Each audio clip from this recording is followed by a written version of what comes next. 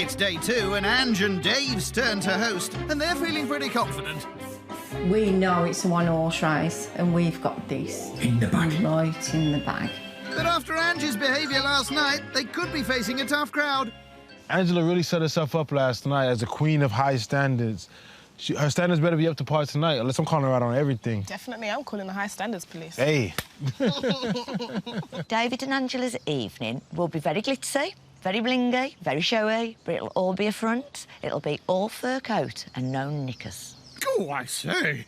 Ange and Dave's first dish to prep is the starter, Chili King Prawn Bruschetta.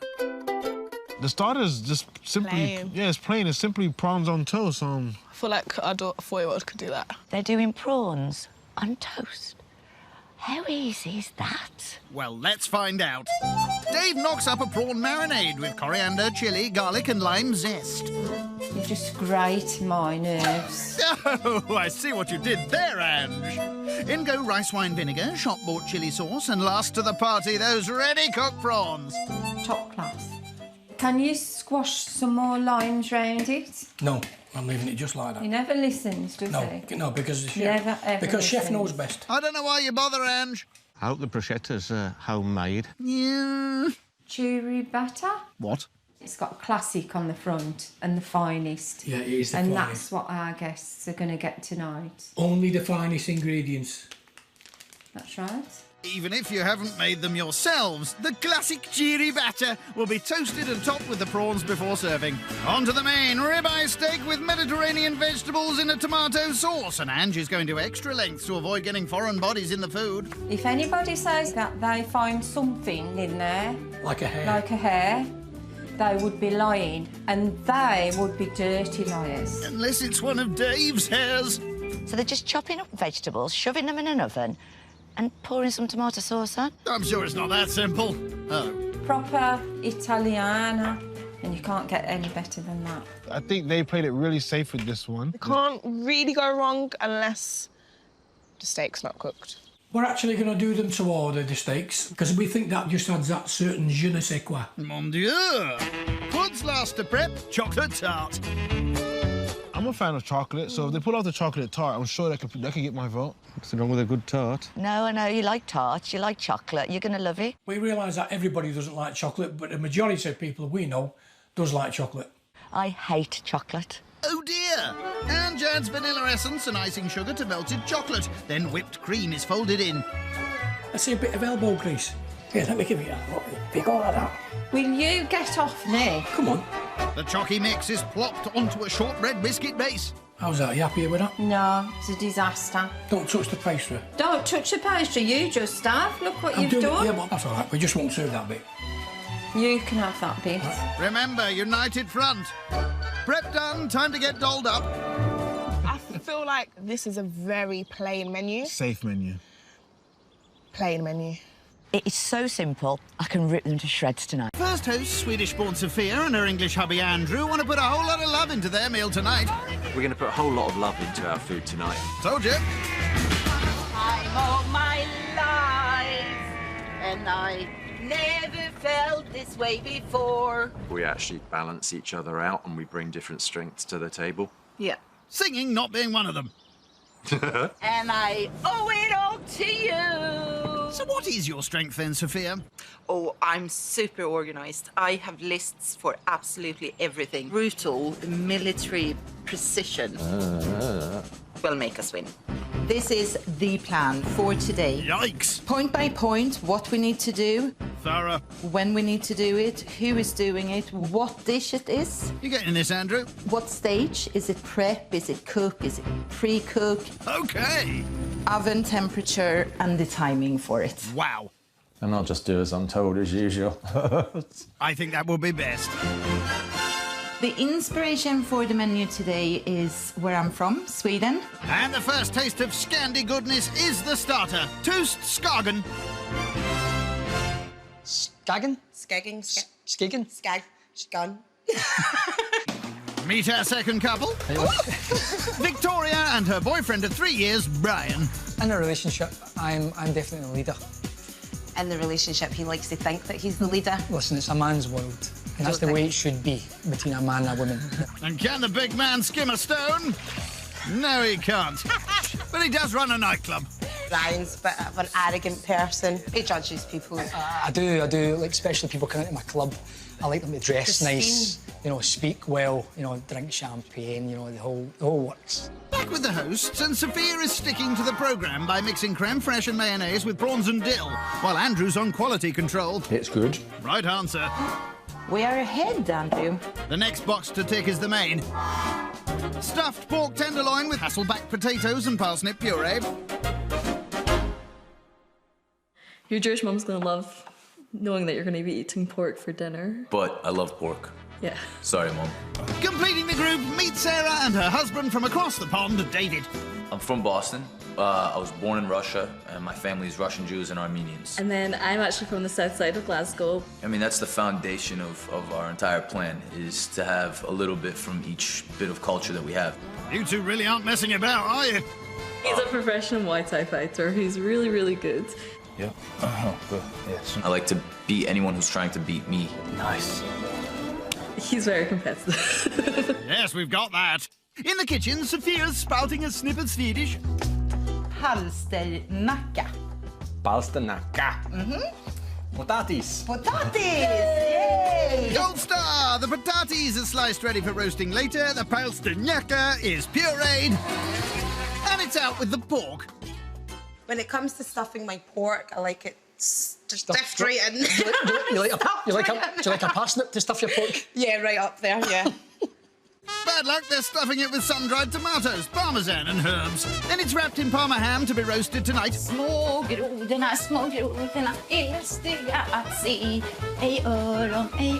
What is that? It's a frog stance. Must be a Swedish thing. With the pork done, Andrew starts on the base for the dessert. White chocolate torte with raspberry coulis. One for luck. Thank you. White chocolate torte with raspberry coulis. Well, that's one way to pronounce it, I guess. The dessert seems delicious. It's got chocolate, it's got a little bit of fruit. You can't really go wrong with that, so it sounds great. I'll eat it. That's awfully good of you, old boy. So Andrew's biscuity base is laid out.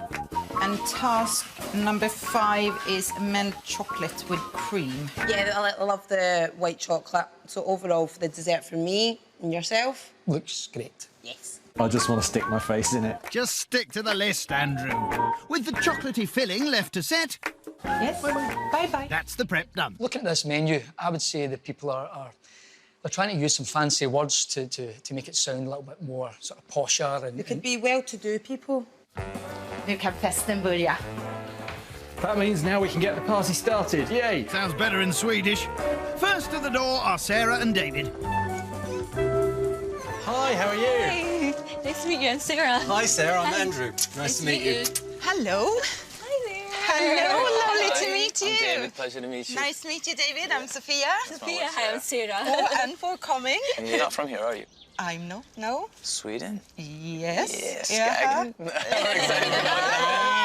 I was excited to try Swedish food when I heard that Sophia was from Sweden. I realized it's something I don't think I've had outside of a big furniture store. And where are you from? I'm from Boston. Boston, okay. Not the Lincolnshire one. Completing the group, here's dapper duo Victoria and Brian. Hi there. Hi, I'm Andrew. Nice to meet you. Victoria. Hi, Victoria. Mwah. Come through. Thank you. Hello. So, you doing all right? Hi, Victoria. Mwah. Mwah. Lovely to meet you. I'm Sophia.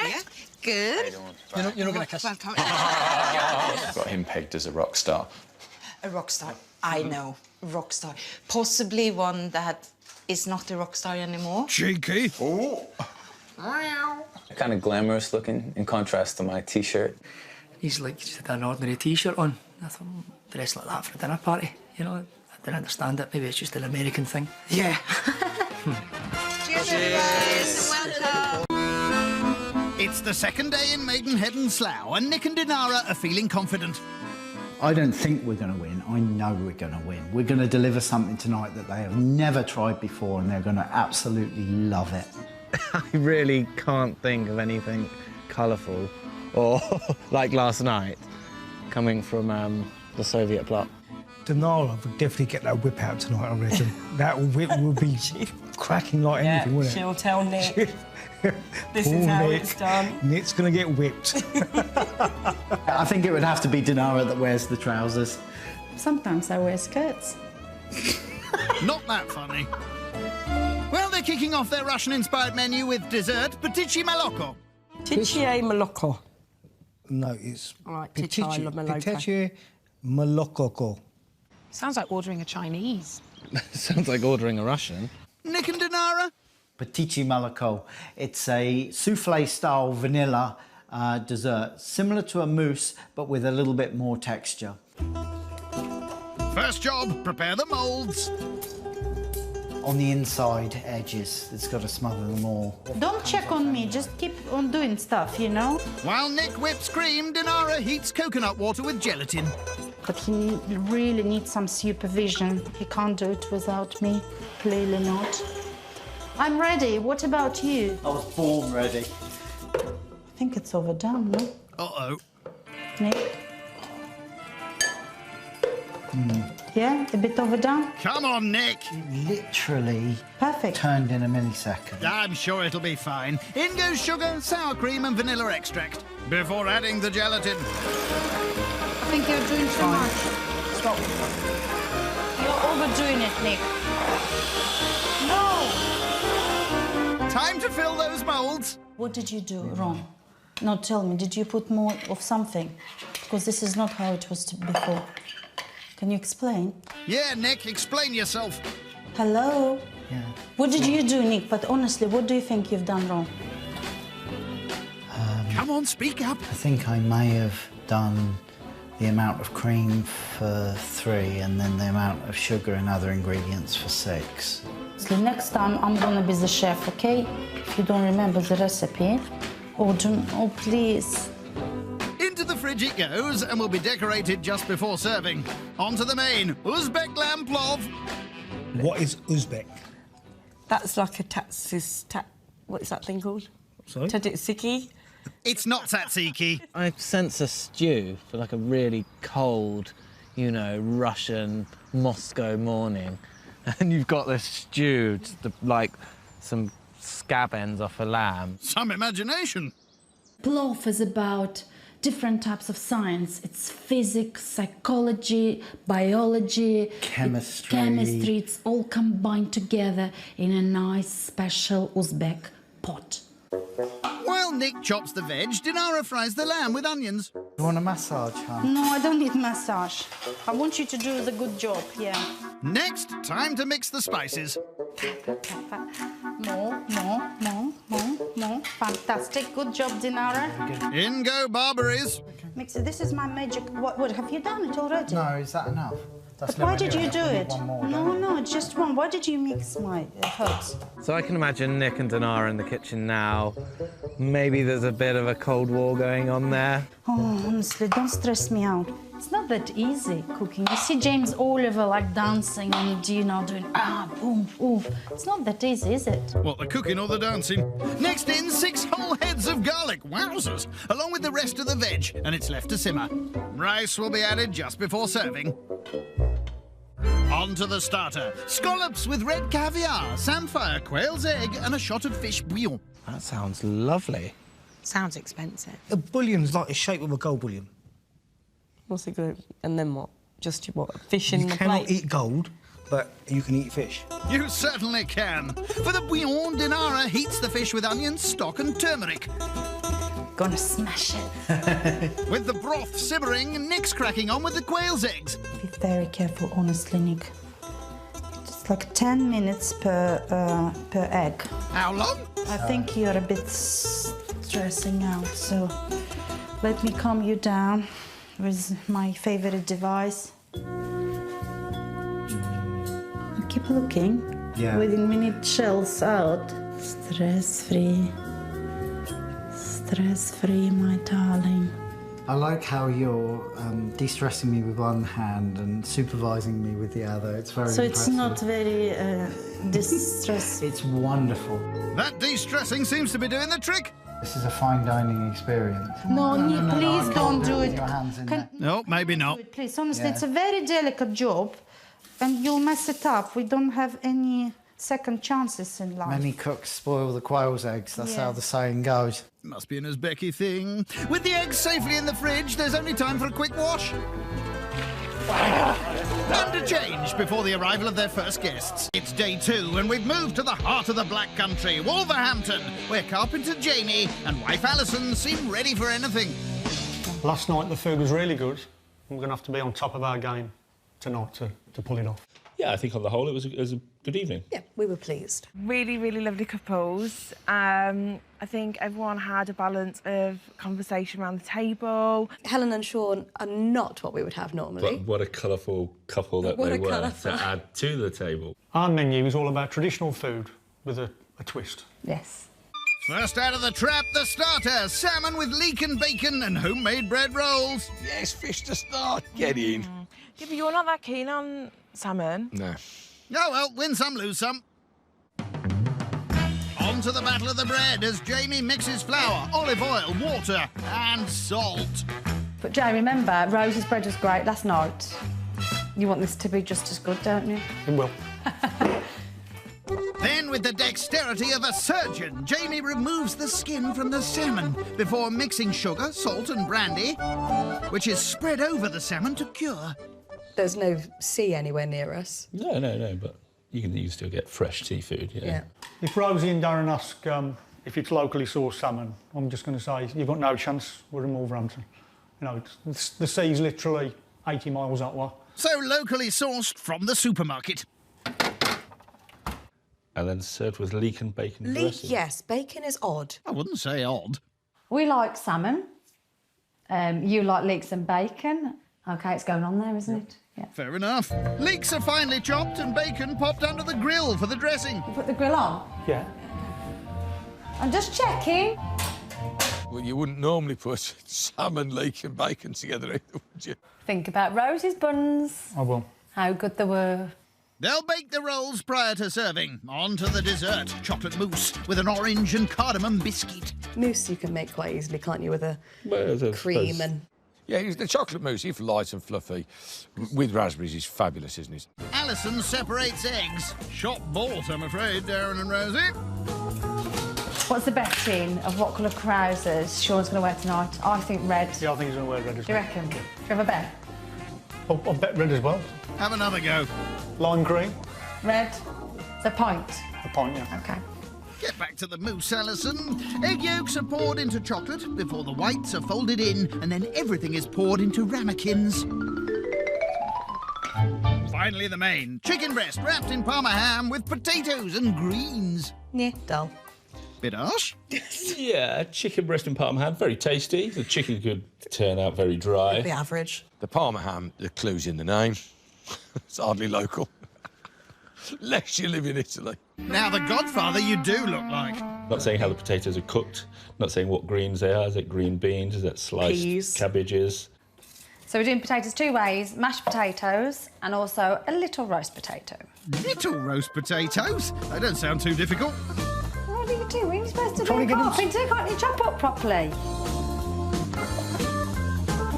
Crikey, Jamie, leave some potato.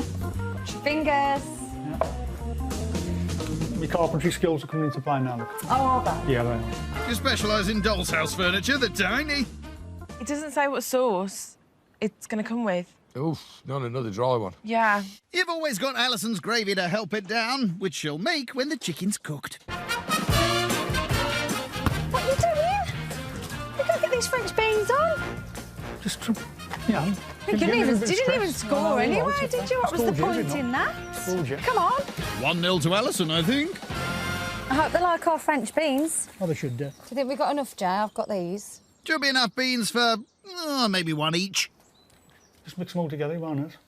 So, homegrown beans mixed with some shop-bought beans. I hope no one can tell the difference. All that's left is to carefully wrap a chicken breast in Parma ham. It'll be cooked a total of 3 ways tonight. Just time for a quick change. Do you get locally sourced from Wolverhampton? It's the final night from in and around the West Midlands, where flamboyant furniture dealer Sean and partner Helen are spicing up the competition with their fiery menu. In the kitchen, Sean fries his prawns. Jamie will enjoy it. He's a black country lad. Normally they like a decent curry. Hopefully the spicy jerk prawns won't be too hot to handle. Part your knees, feel the breeze. I'm going to give you some hardcore prawn. Charming. Oh, Enjoy. it's lovely. I was just looking before I tried it. That it was de-skinned, but it is, yes. Lovely. De-shelled. Very nice. De-shelled, yes. I think the jerk's very tasty. Sure. To me, there was only one king prawn. Well, I did enjoy it. Yeah. Did you? Yep. The flavours were very nice. Didn't expect them to serve avocado. Sneaky blighters, those avocados. But I can definitely taste. Is there lemongrass in it? Lemon? No? They're growing right there. Coriander. There's the coriander. There you go. And so obviously we bought the little tubs, but you've got to buy either the seeds or the tubs or whatever. And those have been living there for 2 or 3 months now, so we keep harvesting it. That made me laugh. Homegrown coriander. No, that's called supermarket pot coriander. Yeah, it's good to see clear plates, isn't it? Yeah, the spice they liked it. Turned out we could have got away with going a little more wild. Yeah, that was me. So a lukewarm starter, maybe the curry will ignite the night. So this is where I get it wrong. The level of rice to liquid. Well, there you have it. Caribbean chicken curry with rice and peas and sweet corn on the side. Beautiful. Beautiful. Sean. Beautiful.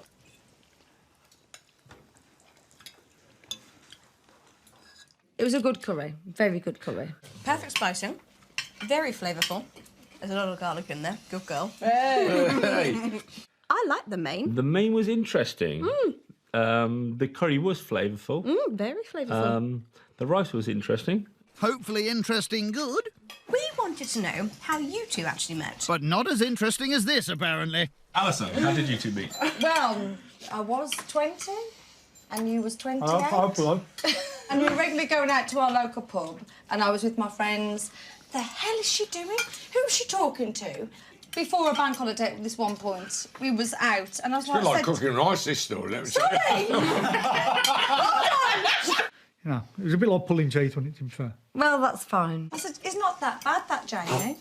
And then I agree with that she sentiment. then spoke to him and then it just, like, happened. That was it, and then we've been with each other ever since, haven't we, really? Never looked back. The short version is they met in the pub, isn't it? Yes, it is. So the first night, my first impressions of Sean and Helen were somewhat flamboyant. Yep. Your attire, we've come warmly to like you quite a bit. Quite enjoyed Oh, that's nice, Darren. When we met yourselves, Sean and Helen, the hosts this evening, I was like, wow, what a fun couple. I'm really proud to have met you. Oh, Jamie. Oh, I'm going to cry. I felt that everybody loved the meal. Everybody enjoyed the rice. So I think we nailed it. From the West Midlands, and today we're in Sutton Coldfield, and the turn of flamboyant Sean and Helen to host. I think tonight the guests will be expecting a real showy, something that's just out of the ordinary. Might just be a little bit of a oil in the bag. Or, you know, sort of like a cottage pie or a pasta bake. I'm quite looking forward to what I'm expecting, actually, are you? Well, Taoism is to do with, like, you've got one foot in order and the other in chaos, and you're sort of between the two. What are you trying to say? Is that what it's going to be I don't tonight? know. So come on then, what are we doing to wow our guests tonight? Our menu, our recipes are full of flavour, spice and passion. You gotta have a bit of passion, baby. First off, dessert. Calvados baked apples, kirsch-soaked truffles, and mini lemon meringues. Everything by the kitchen sink, then. I think a baked apple is quite boring, to be honest. Do you? Yeah, it tastes like apple sauce. How big is the dessert, I wonder, do you think? Baked apple. But that could go terribly wrong if you don't get every little bit right. With this many desserts, it's a team effort. Helen gets on with warming cream for the truffles. Sean, watch your fingers. You're giving me the pip again. Once warm, the cream is added to chocolate. People with chocolate lovers like something light, that they could have a bit of everything. I think that a supermarket could be making the dessert. Actually, it's all being made by hand. Mainly Helen's hand, I'll grant you. She adds liqueur cherries and then refrigerates. She'll mould into cherry shapes tonight. Here's one of our favourite sounds. Don't pretend it's not. Sean adds his calvados to sliced apples. So how are you measuring that, Sean? I don't think he is. A sprinkle of brown sugar and a bit of butter, and he'll bake them later. For the meringue, Helen mixes egg whites with sugar to spoon onto parchment. But I think the dessert is actually Sean on a plate or a bowl. Yes, because of indulgence, his- wanting everything. Yeah. Put it on a plate. Sean, why on earth are you got two tea towels on like that? For wiping my dirty hands, for drying the crocs. Very sensible fella. Back to the meringues, and they're popped into a warm oven. Next, the starter, Sean's jerk king prawns. Oh, I like prawns. Do you like prawns? I like that. And they're Sean's, so he's definitely doing some cooking. Jerk king prawns made by the king himself. It's your dish with your name on it. What are the ingredients? So here we go again. You got your red pepper, you got your green pepper, you got your white onion, you got your red onion, you got your garlic, baby. You got the chilli. We all like a little spicy honey. We got the spring onions, smoked paprika. You got cinnamon, you got allspice. And you got the homegrown thyme. Wow, Darren and Rosie will be pleased. Hope the guys like a bit of spice. The chili's going in, seeds and all. Blimey. No, it's not massively difficult. Bit of marinade. Depends on the spicing. If it's a jerk mix out of a jar, Yeah. or whether he's Made his own made jerk. his own. No jars here, it's all handmade. Everything is placed in the blender and...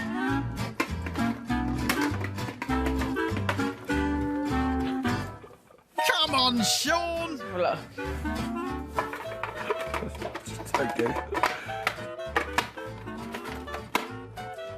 There you go, bingo. Finally! Helen knocks up a quick salsa before raiding the herb garden. Hey, look at that home produce right there. Wild and free is now. Just like you. Hey. I wonder where the prawns will be from. Whether they'll be Grimsby. Grimsby. Landed in Grimsby, Mm. fished in Indonesia, farmed. I'm sure that Darren and Rosie will be wondering where I sourced the king prawns. I'll be able to walk them down the garden and show them the pond. Prawns have got to be right, not overcooked, otherwise they go a bit chewy. Sean simply mixes his prawns into the marinade and he'll fry them just before serving. You happy with that? Looking good? Yeah, it's good. On to the main, Helen's Caribbean chicken curry. I like chicken curry. Never had a Caribbean chicken curry before. I love this dish, and it is one of the dishes. So do I. Yeah, it is one of Sean's dishes. It's like, Helen, we haven't had that for a It's one of while. my faves, isn't it, babe? Yeah, So we'll absolutely. It'd be good, baby. If they all like it as much as me, we've won. Hopefully. What about you, Rosie? You love a good ruby? Yeah? No. Oh, well. Helen fries onions and mixed peppers before her secretly spiced chicken is added. Oh! Whoa, steady there. She then stirs it up. I don't know, I always feel like cheap cuts of chicken go in a curry. I would never order chicken curry from a curry house. Luckily, tonight it's from Sean and Helen's house. Chopped spuds and carrots are added. Winner, winner, chicken dinner. Let's just hope your guests feel like chicken tonight. Right then, babe. We've had a cracking day, it's all gone well. Let's go get ready. Let it look sensational for our guests. Come on. Easy. As Dr. Han said in Enter the Dragon, you know, we're all ready to win, just as we are born knowing only life. Took the words right out of my mouth, actually. I think there'll be velvet wallpaper or something like I think that. there'll be the sheepskin rug Oh, in the yes, there'll bedroom. be sheepskin rugs all over the place. Or the wall, a fake cowhide somewhere. It's the final day of the competition and David and Sarah have concerns. Yeah, Andrew's a big word for me. He seems quite a bland eater, and our food's quite exciting, shall we say. I make no bones about it. I don't like spicy food. Noted. However, I will also give a frank, honest and genuine opinion. Yes, that's become clear as the week's gone on. Good. Meanwhile, Brian has some concerns of his own. So last night I don't think David was very happy with me criticising his dress sense. I expect him to dress up tonight. Yeah, good luck with that. So what's the plan? So tonight is all about our heritage. Each course represents a different part of our background. As a nod to David's Armenian roots, they kick things off at the main, Horovats, with tabbouleh and dolma. With the tabbouleh, if it is from the couscous family, yep. If it is made a little bit more interesting, and it's not dry. Yeah, we're going to get back to you, I think. I think dolma's a sauce. Is it a sauce? Nope. A dip? No. A potato? No. Rice? It has rice in it. An egg? No. Croquettes? No. A pizza? No. Help them out, Sarah. So dolma is grape leaves stuffed with beef, some garlic, onions, and some rice. While Sarah sorts the dolmas, David's outside taking care of the horovats, which are basically chicken chunks marinated overnight in cayenne pepper, garlic, onions, and oregano. This is the real deal. This is horovats. I don't know that everyone makes it as spicy as me in Armenia, but I know my dad does. The hope is really spicy. I'm dying to see Andrew's face. Yeah, extra hot. The meat is barbecued. Beautiful. I'm a happy man. Then wrapped up in foil for later. Definitely think there's more to learn about David. I want to know what he does for a living as well, so I will be asking that. Yep. And see what else he comes out with. But I think his night's going to be one to watch. Well, the menu certainly tells a story, and it's on to the starter. David's grandmother's recipe for borscht with salad olivier. Borscht? Borscht, that's quite fancy. Borscht? It's pronounced borscht, actually. Borscht. Borscht. Borscht. Borscht? Yes. Ah, OK, so we have a Russian influence here. What's borscht? Sarah! Borscht is beetroot soup. And salad olivier is a Russian potato salad. For the soup element, blended beetroot and veg are thrown into hot water. I don't believe that it's particularly spicy. Should suit your palate, then. With soup simmering, they make up the salad olivier. Sounds posh. Anything that I can't read or know is posh. Right. For the posh salad, they mix cabbage, carrot and egg with potato. And they move on to the dessert, banoffee cheesecake. So in the States, no one actually knows about banoffee. So here I thought I need to jazz it up. So we're going to make a cheesecake, so that represents the sort of American-Scottish combo.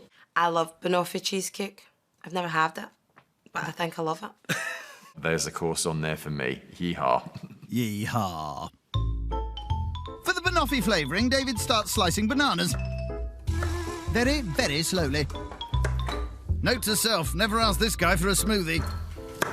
Getting faster, you like that? Like that pace? Yeah, lightning fast now. The bananas are fried off with a drizzle of rum and caramel. The mixture's poured into heart shapes. How very sweet. And it's onto the cheesecakey bit. I like banoffee pie.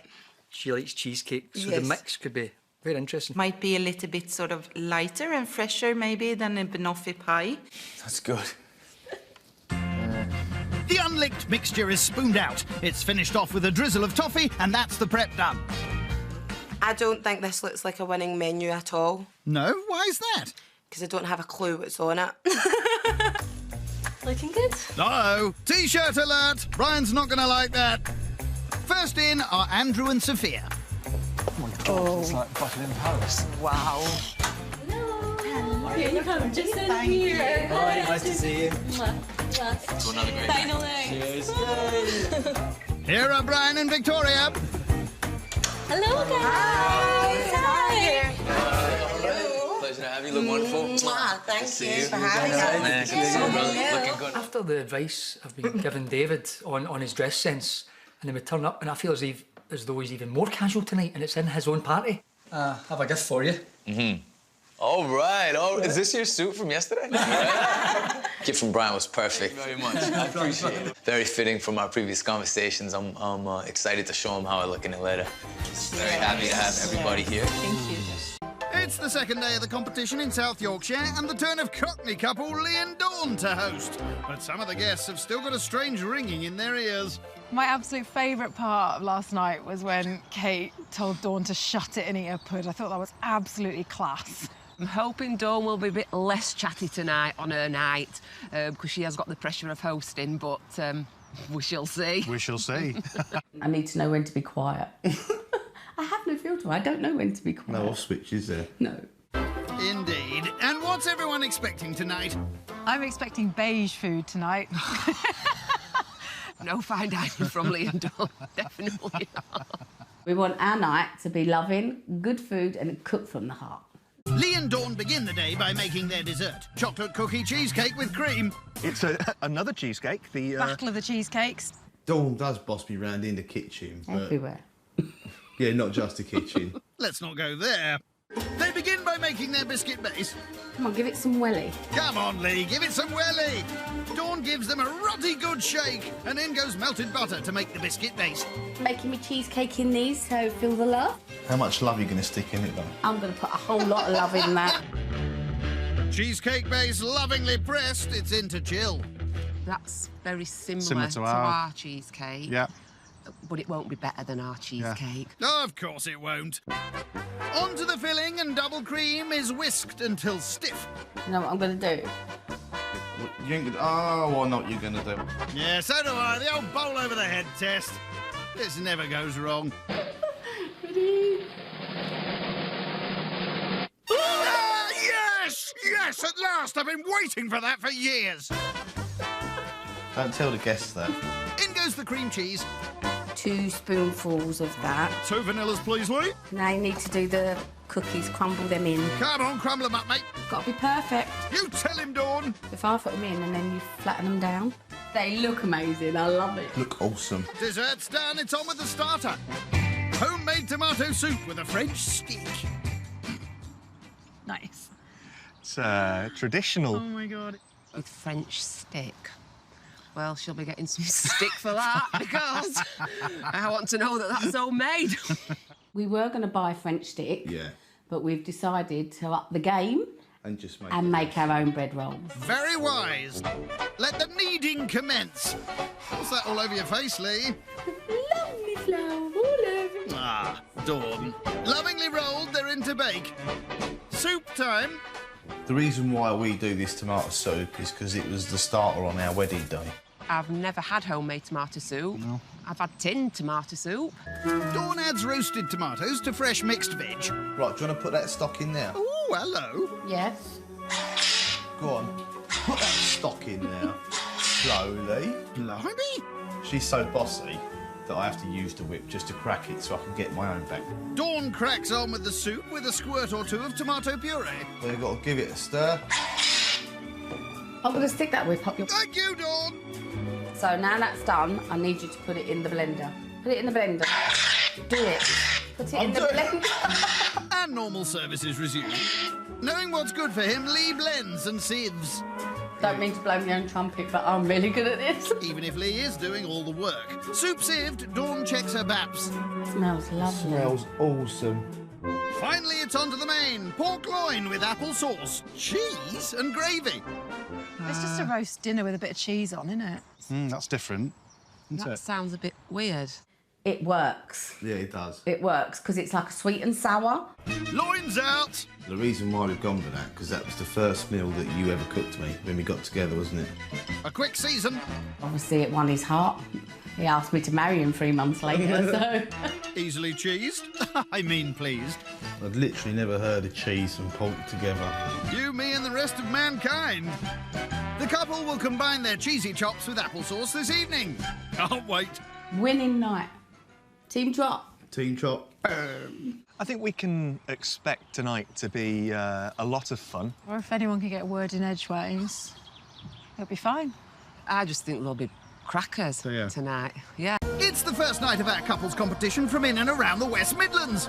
Cheers. Welcome. And homegrown heroes Darren and Rosie are treating 2 other couples to a taste of the good life in a bid to win a grand. And as the hosts crack on with the butternut squash soup, outside guests Sean and Helen are meeting one of the kids. It's a goat! Come on, Spiky baby. Hello. How you doing? He's adorable. He's quite big, isn't he? Yeah. Do you think that's to do with his fur? Oh, maybe. Ow! Steady, Helen. No, these are not my normal dinner party crowd. No. They're not. Meow. Upstairs, Jamie and Alison are having a nose around. Oh, a bit of a dancer, maybe. Yeah, pop a point. Still toe cups, huh? Yeah, do you wear them? Possibly. Do you think they're roses or diamonds? roses, I would have thought. In the kitchen, with their buns in the oven, it's a final flourish of cream for the soup. On goes truffle oil. Give me nuts. A few toasted pine nuts, and there you have it. Roasted butternut squash soup. Thank you. Wow, and they're homemade. Rosie will take all the credit for this. Thank you. The bread actually is made from flour that's made... Like 2 minutes away. 2 minutes the away guy from lives here. in the village, is a miller, and the mill is about 6 miles away. 6 miles in 2 minutes? Do you own a plane? Yes. A little bit of heaven. Oh, no. Do you want to Your ding-ding has gone in. I did want to say, do you want to remove the bracelet? But he obviously wanted to keep it on, didn't he? Yeah. These things happen. Is everyone okay? Oh, it's lovely. Very, The bread is fantastic. Thank you very much. I'm not really a soup man, but I have to say, I think it was a brave soup to go for. I just expected something a bit more... soupy? I don't know, a bit more dimensional. Wasn't just a bowl of any soup, wasn't it? It was a very good soup, It wasn't it? was excellent, yeah. You've wolfed that down. Hungry? Oh, just really There is more if you would like a bit more. Oh, you might as well are. Imagine giving No way. swill to a pig. But really, at a dinner party, do you ask for seconds? Is that something Yeah. you do? Well, it wasn't really strictly a dinner party, was it? Well, what was it then? Well, it was, you know, it wasn't like Michelin starred, was it? Don't let Rosie hear you say that. So, go on then, tell us, who is married? Well, we are married, but not to each other. Oh, wow. I'm slightly nervous of Sean, but I really, really like him because he's good fun. Everyone's got a toy girl here. Some more than others. So I'm 24 and good. Sean is, yeah, that was very good. Sean's 57. Well, you know, it's amazing what you can do with a bit of cream. Well, it's, you know, she obviously keeps him young, doesn't she? She must do.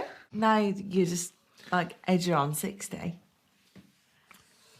Helen, I don't think we'll bring that up again, will we? No. And from age gaps to guessing ages, this never ends well. So I would have said 41. You're not honest, mate. I'm 38. I did say. Well, he did class me over 40, and when I'm did, only yeah, 38, yeah. I don't want to be classed over That was a 40 just terrible yet. thing, No. Rosie next. 34. Okay, wow. So I'm 34 and Rosie's 25. 25. Oh, my God. No, so I got 10 years added on. You definitely don't look 34. We all 10 make years mistakes. Out. 10 years out. So back in the kitchen and with the hands of a master craftsman, Darren carves the lamb rack. Potatoes, and then you can add to it, remember? And there's the main roast rack of lamb with crushed potatoes and tomatoes in a little tray. Bloody magnificent. Thank you. Very nice. Thank you very much. When I saw the lamb come out and it was pink, and I thought, yes, they've done this. I thought maybe it could have been just a slightly bit crisper, but I'm being picky. Oh. I didn't eat much. I will say I'm not a massive fan of lamb. Maybe it was a bit too overpowering. So we went upstairs in the boudoir.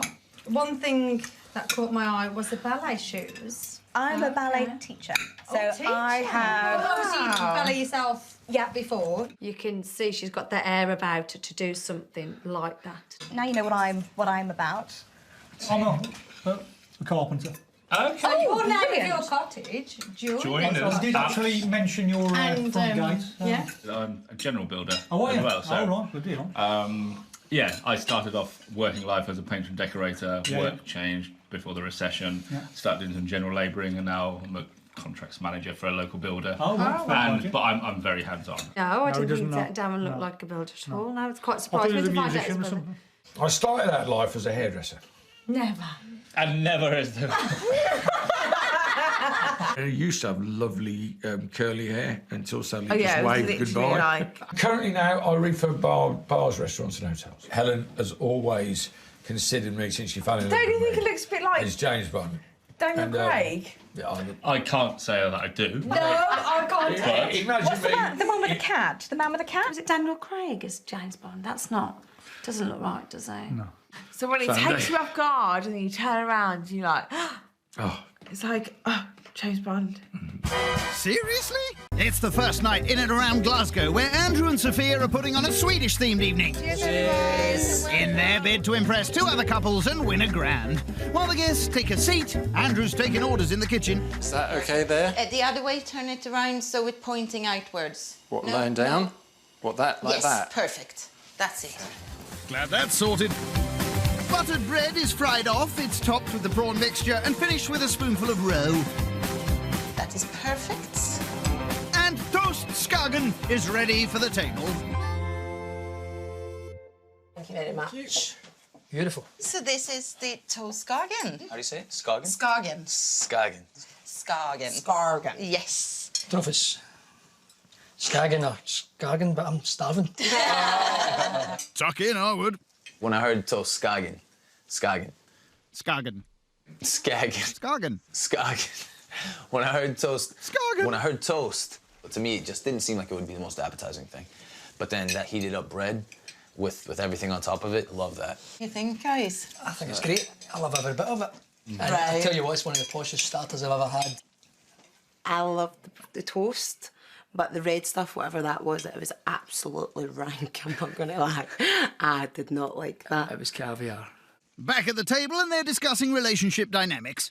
There are definite things where Sophia is stronger in the kitchen when it comes to sort of all things cooking. I like sort of entertaining cooking, but I'm not particularly into your everyday. I can't be bothered. Yeah. So, I actually think that this might sound terrible, but I think a woman's place is in the kitchen. Oh, That sounds bad. I'm only kidding.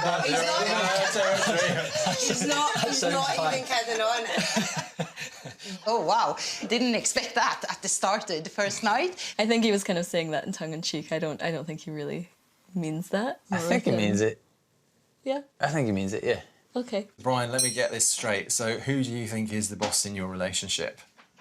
I think I'm the boss, to be honest. I like to let him think that he's the boss. Like that. No, I like to lead. I like to lead. You know, sometimes Victoria's good. It leads me into an early So when you grave. say you like to lead, what do you mean leading? Because it Yeah, doesn't maybe seem right. like you are like the Neanderthal, a woman need leading. It's more just advice. Yeah, advice. Like yes, you do that's as a true, that's couple, true. isn't it? Boom! Sophia certainly Oh, she went in on him. backed up women. She was full of women power. She came right at me.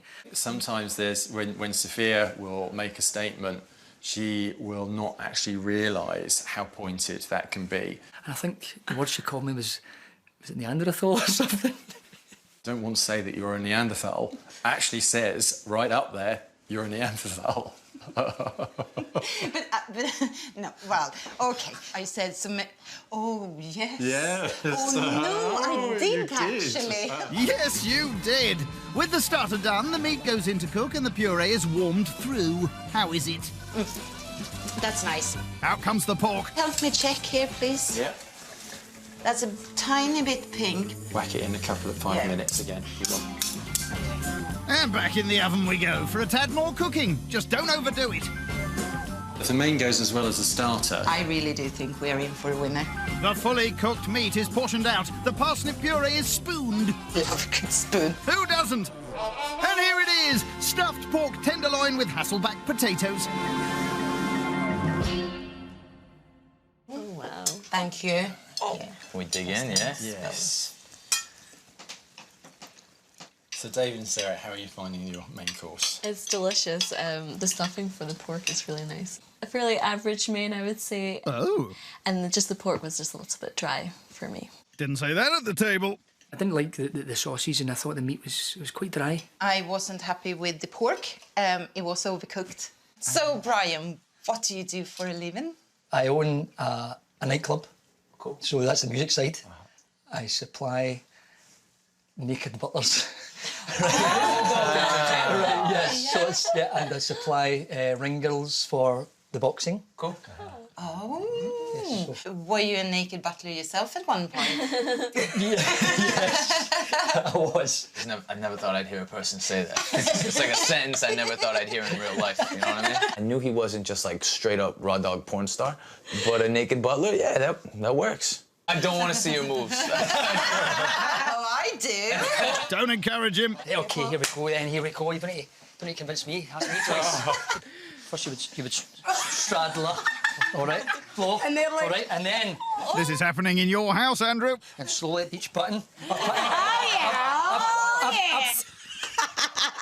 I didn't actually think he would do that, but it was brilliant that he did. I was definitely not expecting to see any nipples today, but now that I've seen one, I want to see another. Well, that's just weird. It's the final night in the West Midlands. Cheers! And Cleo and Nick are hoping to delight their diners with their American fare. So with hungry mouths to feed, Nick cracks on with the starter by coating his chicken wings. I use mustard as my coating, along with some flour and my top secret ingredient here. Oh, what is that then? You could never know that. No harm in asking. Shake it, shake it, shake it, shake it, shake it, shake it, shake it. Drop that. The wings are deep fried, then drizzled with lemon, honey, and cognac sauce. Waffle time. Finally, the dish is assembled on slate. I think everything's just gonna flow. Flow. It's gonna flow. It's gonna flow. Chicken wings with a sweet waffle. Take these broken wings. And for pescatarian Sam, tilapia fish. So anyone want a glass of wine? I would like a glass of wine, but could you clean my glass first? It's full of fingerprints, look. We do apologise. Thank you. Thank you. No worry. Just...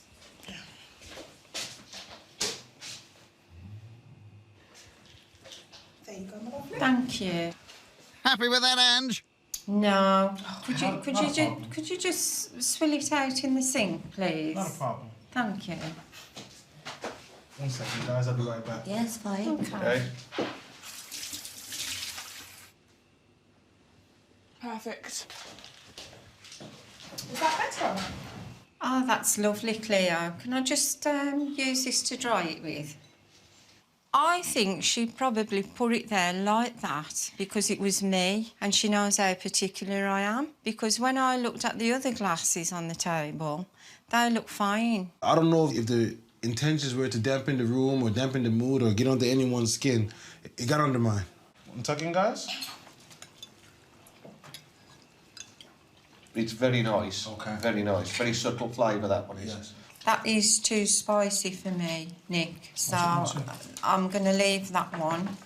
The second one, that is nice, that one. Thank you very much. Did you make the waffle yourself? I was waiting for someone to ask. We did not make the waffles ourselves. The waffles are store-bought. Just like everyone has to cut a corner somewhere. Absolutely. Well, the shop bought waffle to me. It didn't really go that well with it. It might go well for an American, but for me, no. Any waffles I've had in my life, I've never experienced one as hard or as sweet as that before. The guests have... cheap palates. I think the palates are used to bland food. They're not used to eating fine dining or anything like that. Either they can't afford it or they're not well-travelled. It's just that simple. With me, you can go as spicy and all out as you like. The hotter, the better. Well, you're like a dragon anyway, aren't you? Why am I like a dragon? I've never been Because called the a hotter dragon. for you, the better, you've just said. I'm not sure I'm the one who's coming across as the fiery one, Angela. You just says the hotter, the better for me. Yeah, I like hot So stuff. what's it going to be, Sam? I like hot and spicy. Doesn't mean I'm a dragon. I was a little bit...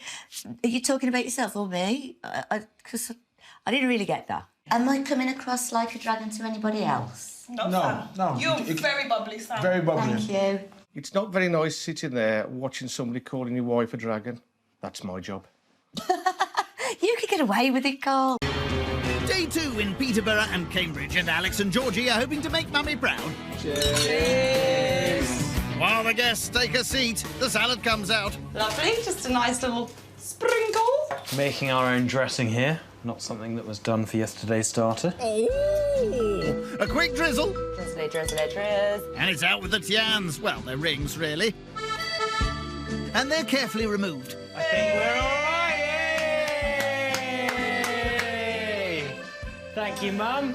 Yep, thanks, Mum. Salmon's laid over the top and crab and avocado tian is served. So we have a wine here that we thought would go quite well with the crab. It's a... Muscadet. Absolutely. So hopefully this will complement the crab. We decided to do a wine pairing tonight, go the extra mile, and hopefully our guests will like it.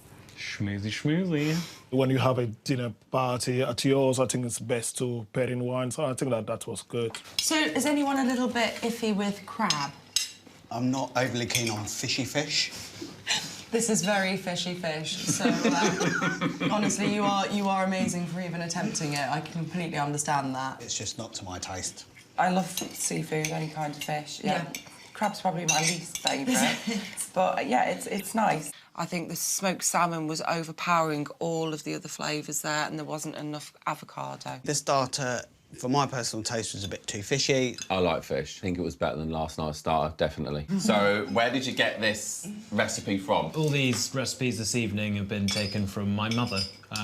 So, thanks to Mummy. Told you.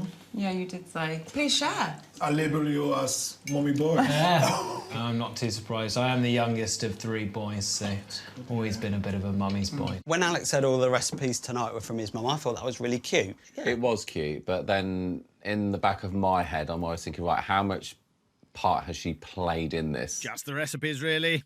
And quite a few phone calls. Back at the table, Georgie's revealing their musical side. We like making little jingles up to help us get on with our day. What sort of jingles do you do, then? We have actually made up one song together. How does it start? Chutney and cheese. Chutney and cheese. Yes, oh yes, please. Chutney and cheese. I've got the chutney. And I've got the cheese. Together we'll have chutney and cheese. Straight to number 1. Chocolate cheese, chocolate cheese, chocolate cheese, chocolate cheese, chocolate cheese. Sounds like your intro. Chocolate. Chutney and cheese, chutney and cheese, chutney and cheese. Was a bit cheesy, though, to be honest. Yeah. New version. Go on. Chocolate. The remix. Yeah. Remix! Chocolate. And that's quite enough of that. With the starter done, Alex and Georgie throw the pork into warm, and it's out with the dauphinoise. Cook through. Cold. Cold. Cold. Completely cold. Cold. Shove it in. It's cold. It's cold. That's bad news.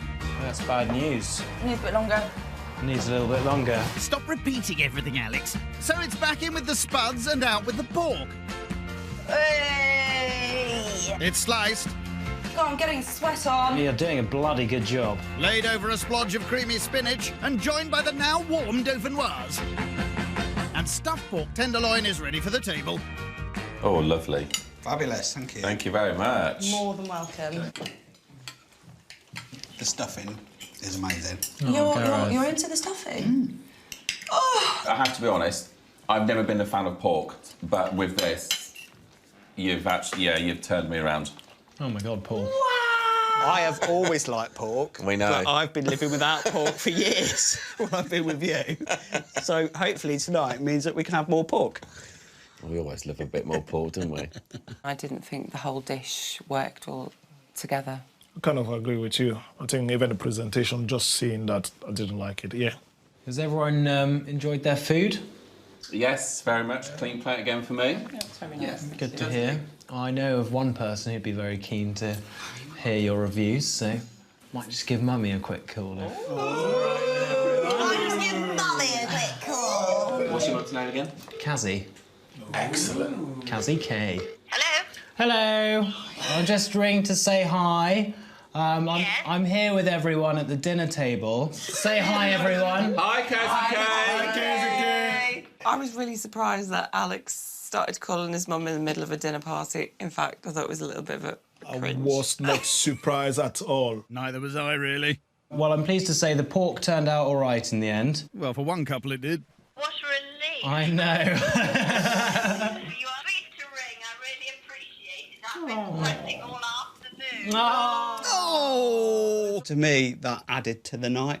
Yes, they might have had a bit of help and influence from his mum, but it was kind of sweet, wasn't it? Oh, sweet of you to ring me. I'm very touched. I think that was a huge bonding moment for the group, just talking to my mum.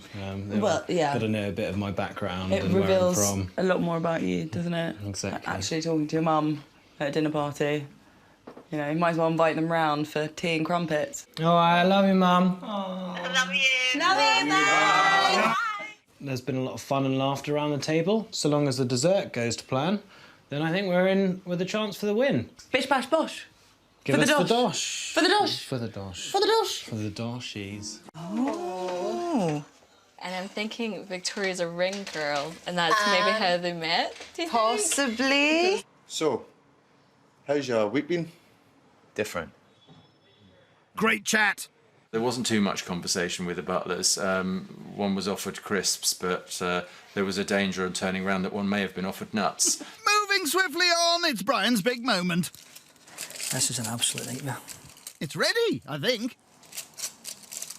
Wow.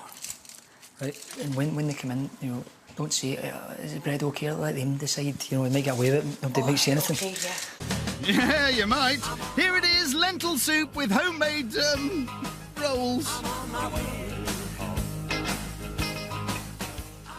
It's bread, Andrew, that. Well, it's meant to be. So, dig in.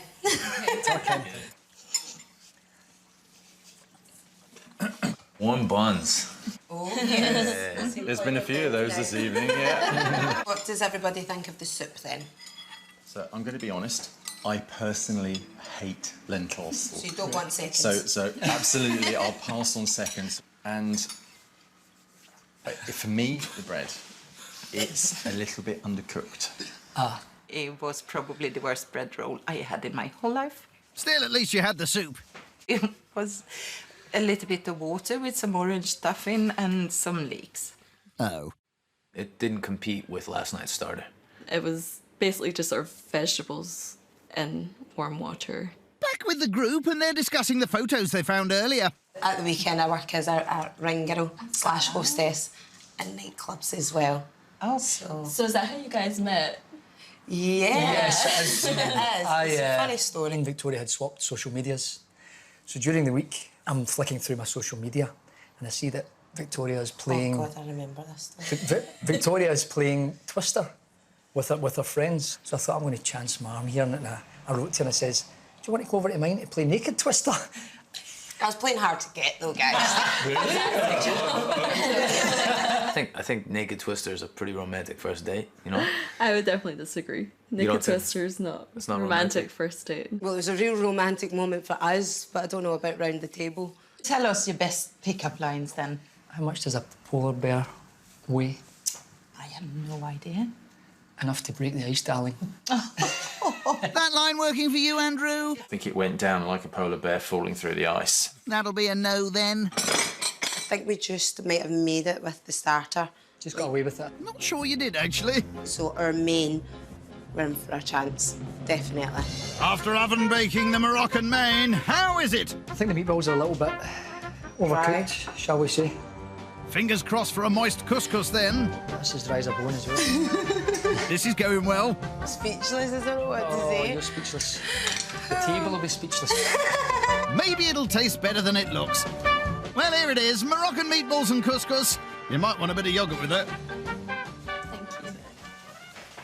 Well, dig in, guys. Go on, Andrew, dive in.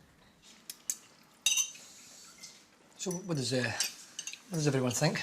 I love couscous, but maybe some herbs or flavours in the couscous. There was the couscous with no flavour, nothing. If I'm absolutely honest with you, how you can fail with couscous, I'm not sure. Well, how were the meatballs? I was really pleasantly surprised the first bite I took the meatballs. The flavours were amazing. Andrew, what do you think of the food? I do not like spice particularly, so I have done my best to try. So I've eaten, I think, 3 out of the 6 meatballs. Did you actually try? Yes. So you said you don't like spice or flavour. You definitely like the couscous then, because there's no flavour or... Yeah. I will never eat couscous again. Should have had more stuff in it, if I'm honest, Brian. What were you playing at? I expected more sauce with the meatballs, so I thought that would just blend in with the couscous. It was bland. But you didn't set the timer. You didn't set the timer in the oven. All right, you two, deep breaths now. At the table, Brian's focus has shifted to one of his guests' attire. I was disappointed in you, David. Yesterday I seen that you down-dressed. I thought maybe it's just a one-off, you know. He sees how we dress. I think he's going to make a real effort. Exact opposite reaction. Exact opposite. I saw how you guys dressed. I said, I can't match that, so I'm not even going to... Oh, thank you very much. No, well, I expected more.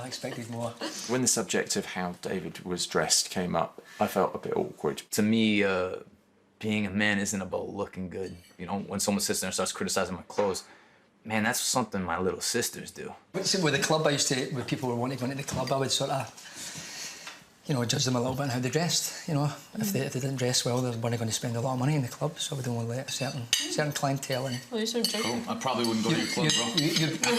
You'd be barred. Ultimately, your guest was invited without a dress code, and probably in a competition, you don't challenge your guests or make them feel uncomfortable. You're talking historically, dressed and had. Yes. What's the story? What do you mean?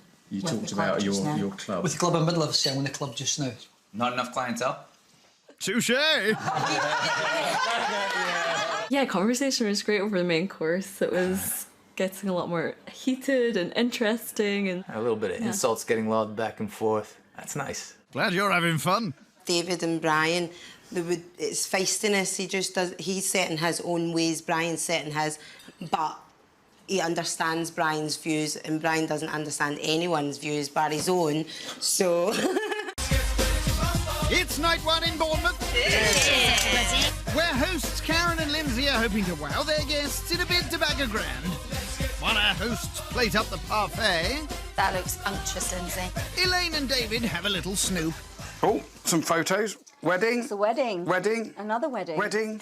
Blimey. How many times have you been married? What, you think they've been married 3 times? Well, I don't know. They might have been. 3 different outfits. Oh, I couldn't marry you 3 times. I could divorce you 3 times. Easy, David. I get the feeling Elaine and David are used to the finer things of life. But this is posh, isn't it? No? For us, I don't think it's posh for them. Us commoners. It's pate, innit? Happy with these? I am really happy. Let's Great. go. Yep. This way. Okay. To your own dining room. That's it. Starters ready. This This is our starter. Wow, looks There amazing. you go. This is chicken liver parfait with masala, wine-soaked fruit, and home-baked bread. The pate is so light and Yeah. fluffy. It's really gorgeous. This is my favourite thing ever. Like carbs and meat patty. I love you already. Love you already. It was almost like a mousse. I really enjoyed it. It was totally delicious. And the bread was just fluffy and crunchy. It was great. David, you're being very quiet. I'm Am I? worried. I'm just really interested in your chutney. This is sort of like, not a non-chutney. It's interesting. Lindsay, we have created a new thing. A non-chutney. I'm going to own that. The fruit was whole. It was a bit like having a Christmas cake. What's Christmas like at yours? Jay, my love, I noticed a slight accent. It was quite sing-songy, which made me think of the Welsh, but I don't think it's Welsh. I would have thought Somerset. Okay, so let's do this thing. I'm going to say something in my language. Yes. And then maybe you can guess. Здравствуйте. Спасибо за ваше благоприимство. Cornwall. Cornwall? Russia. Yeah! I can't believe it. I swear, The you're blonde coming on my... hairdresser has got something right. Oh, David. I don't know how she got that. I didn't think you studied English at school, let alone Russian. David! I wouldn't do that if it was me. I wouldn't sit there and make jokes of Jay because obviously she's my other half and I'm really proud of her. Lindsay, she's actually quite good at accents. So she does quite a corker Russian spy accent. Are your poodles going to hit me all day? That's terrible. She sounded French. It's so sweet. But no, not close to Russian. Are your poodles going to hit me all day? Still terrible. And on to the main. I've just put some red chilli in the courgettes just to give it a little lift. Oh, hello, look out. Bless you. Sorry. I don't think you should put any more chilli. I think that's quite got a bit of a punch. Into the couscous go lemon juice, coriander, veggies and cheese. And bosh, on goes the salmon. Ready? Yeah. Let's do this. Let's go. Pan-fried salmon, bejeweled couscous and seasonal vegetables. Wow. There we go. Smells amazing. All the flavours go so well together. Good. I like the fact that the vegetables are really crunchy. Al dente. Yeah. Soggy vegetables are quite off-putting, I think. Agreed. Salmon's nice as well. It was actually really tasty. It was a little bit spicy and there was so much flavour going on. Fantastic, mate. Fantastic. So how long have you guys been married for? Just over a year. A year. Last March. You're newlyweds. Oh, hang on a second, a year's not newlyweds. We've been together for 3 years, haven't we? He eventually got round to kind of asking me to go out on a date. I kept making excuses because I just didn't want to spoil our friendship because we were good friends. He kept pursuing me and he persuaded me one day to go out for a drink, and that was the first of many. Oh, that's a nice story. Yeah. It kind of sounded like he just made a pest of himself until she eventually agreed to go out with him. We had a snoop around your sitting room and we found some photographs which are quite puzzling OK. because it looks like you've been married 3 times. To each other. So the summer prior to the Civil Partnerships law came out, we had a wedding. And as soon as the law passed, we then got married to make it legal. And then 10 years later, the law changed, which meant we could have the same rights as straight couples. So we decided we would have another wedding. Everyone clear? Cheers to you Oh, guys. guys, that's very lovely of you. Thank you. It just seems that they'd spent a fortune on wedding cake. And they had some left over because they gave it to us in the parfait. It's the final day in Southampton with Mark and Lou to host, and it would seem Mark certainly has his swagger on. I'm really excited about today. I'm certainly a lot less nervous than yourself, aren't I? Yeah. She's a bit worried. I think we set a good standard, quite a high standard. I don't think it's been matched. I think we're in a really good chance now, really good spot of winning the £1,000. I don't think anyone thinks we've necessarily got anything in the bag, and I think if you deliver it the way I know you can, I think we could be the dark horse tonight. I don't think they'll realise quite how hard it is to host. They've had 2 nights of laid back, really enjoying it, and the pressure's on them tonight. So the theme of our menu is sort of more of a funky menu. I'm going to try and do a bit of a swish on the plate and a few other bits and bobs, so... Poncy. Would you call it Poncy? Can you say Poncy? Not really. Poncy. Can you say Poncy? I'd rather you didn't. Poncy. Can you say Poncy? Please stop saying Poncy, Mark. First up on their funky menu is the dessert. Chocolate garden pots with homemade ice cream. I know exactly what they're doing with that. They're going to put chocolate into a garden pot and then take it out and it'll be the shape of a garden pot, but made out of chocolate. Oh, that'd be good. Yes, but not entirely correct. Lou melts white and milk chocolate with cream. Come on, what's this about then? 2 flavours of chocolate, so a dark chocolate and a milk chocolate. It's going to have biscuit on top with a bit of mint. Tom Muchley. Mark cracks on with the ice cream. He adds vanilla essence to cream and mixes in condensed milk. Shouldn't you be whisking it as you're adding it in? I don't know, do I? Mark takes the hint and whisks his mix by hand, then to be on the safe side with a blender. It's cooking like easy, isn't it? If you say so. Ice cream mix thoroughly blended, it's into the freezer to set. Lou then adds the dark chocolate to her pots, and biscuit crumbs are added for earthy authenticity. I like chocolate, but not too much in desserts. So it's actually starting to look like a garden now. Yes, if it was a tiny mint leaf garden in a ground coffee jar. On with the starter, the totally unexpected bacon and egg soup. Liquid breakfast, anyone? Bacon and egg soup? Well, that's tickled her. Fabulous! Bacon and egg soup. Imagine the smell of that. Not keen, then? For her soup, Lou boils up onions with potato and a bit of a stock cube. Some stock powder for luck, and then the key ingredient, watercress. It's a watercress soup with a poached egg dropped in the middle, bacon lardons on top, swizzle of cream and some balsamic drizzle and some homemade bread. For which the ingredients come out of a packet and are left to Mark to create. I'm going to need a bit more aqua. More Latin water is added and then Mark gets really stuck in. Do you think we should do it as a rolls or a loaf? I think probably loaf. I'd say loaf, if I'm honest. Mark squishes the bread dough into a tin, then scores with a fork. It's not a shepherd's pie, is it? It's a shepherd's pie. Is it not a shepherd's pie? Ever the joker. The bread goes into the oven and Mark takes the blender to the soup. It looks like a weapon. A breadly weapon. I'm sorry. A bit like Maggie's Tudor hat she had on yesterday. It does, doesn't it? They'll reheat and add the bacon and egg when the guests arrive. Main, please. Lamb rump with cream mashed potato and minted pea puree. Love lamb rump. And, yeah, mashed potatoes again. And minted puree. I can eat that, yeah. You certainly can't say it. I'm not disappointed. I'm not keen on lamb. Had it been a big piece of chicken. It's not. It's lamb, which Mark seasons. Loads, a little bit. Oh, whoopsie. They'll fry that later, so it's onto the pea puree. I'm still debating whether to put put the lamb on the minted pea or on the mashed potato? Jeez, I couldn't sleep last night thinking about where we were going to put the lamb on the minted pea or the mashed potato. Yeah, I don't think you're taking this very seriously, Mark. Lou boils up the spuds for the mash, whilst Mark blitzes the peas. I think I've got more on my top than in the pan, darling. No surprise there. Lou drains the spuds. We need to make sure our mashed potato is better than last night's mashed potato. And my plan for that?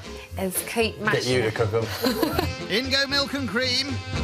I can't see any lumps. Can you see any lumps? I'll give it a good seeing to as well. OK, you give it a good pounding. One of the few things I do well. Take your word for that. I like my mashed potatoes and it's got to be smooth. I don't like lumps in mashed potatoes. No danger there, just hope you like it creamy. Mash done, Mark wraps up the veg to steam later. That lot will be served with a red wine jus. I think we've done enough today to potentially win. I think we've done better than last night. I think it's between ourselves and T&G right now. Ah, feeling confident. There's got to be some interpretation on that menu, because if it is what it says on the tin, I don't think it's going to be a winning menu. Their hosting skills will have to be superb, because it's really going to have to be a fantastic evening. To get over Other than that. the food, I think. How would you like your steaks done? Phil will have hers well done. OK. I'll have mine's medium well. Medium rare, please. Smashing. Those steaks are well done. I'm happy with those. I don't think that's well done. Look at it. No, there's one well done and one there's not. medium I've got done. one. Considering you don't spend much time in the kitchen, you're doing a lot of moaning, Well, aren't let you? me tell you something. I've spent more time in the kitchen today than I wanted to. Well, good. How's that salmon? Well, this is Sam's, Dave. She'll Yeah. probably have something to say about it. She's got a mouth like a trout, hasn't she? Oh. I put a bit more lemon on there because she's quite bitter, isn't she, Sam? Oh! Ribeye steak with Mediterranean veg is served, and for Sam, it's baked salmon. Salmon's beautiful. Cooked just perfect. Love it. Thank Really you. nice. Thank you. Really nice. You get a salmon, you wrap it in foil, you bang it in the oven. It's not cooking. It is. Really? You're cooking it, yeah, of course, but... You know. Still cooking, innit? Steaks cooked very well, yes. Medium rare. It's nice, really nice. Fabulous. I'm not trying to offend, but No, I'll be honest, mate. I won't be eating anymore. The middle of my steak isn't quite cooked. Mine is just a bit raw in the middle, and I do Okay. apologise. What about the veggies? It's edible. Thank you. Thank you. I can't eat a live cow, so this is the effort was there. I always love lemon and lime on my fish. I'm just going to check, make sure there's no gold glitter. You need a bigger looking glass than that. I found some glitter on my salmon. Oh, really? There, look. Found some glitter. Last night she said, I wouldn't dream of taking a magnifying glass to somebody's house. She's been a hypocrite. Yeah. Right. She did it to me, and I did it back, just to show that everything's fair in life. Now. And I couldn't help but notice the pictures on your wall. And I've noticed you with quite a few people. We have a lot of celebrity friends. Here we go. Yeah. So who's on the wall? Yeah, come on. You've got John Alton, who played Nick Cotton in EastEnders. Okay. You've got Patti Boulay, who's a well-known international singer. Jason from Strictly Come Dancing. Harvey from Solid Crew. Jay MacDonald, a couple of the Nolan sisters, haven't we? Oh, wow. Julie Goodyear, and lead singer of Aswad. Who's Oswald? When Ange and Dave started talking about celebrities and stuff like that, I was thinking to myself, who are these people? Don't you worry, Dave saved the best till last. Oh, yeah. And there's also another photo there with two friends of ours, Jay and David, and they are in an advert for chicken balls and chow mein. And both up-and-coming TV personalities. Well, you've got to start somewhere. Dave was throwing the celebrities out, left, right and central, but the chicken ball one, that just topped the lot. Wait till you hear Angie's claim to fame. Angela also did page 3. So what's page 3? It's a topless model, glamour model. I'm not surprised. You can always rely on Sam, can't you, to have that little dig. Wow. These are the kind of looks I used to do.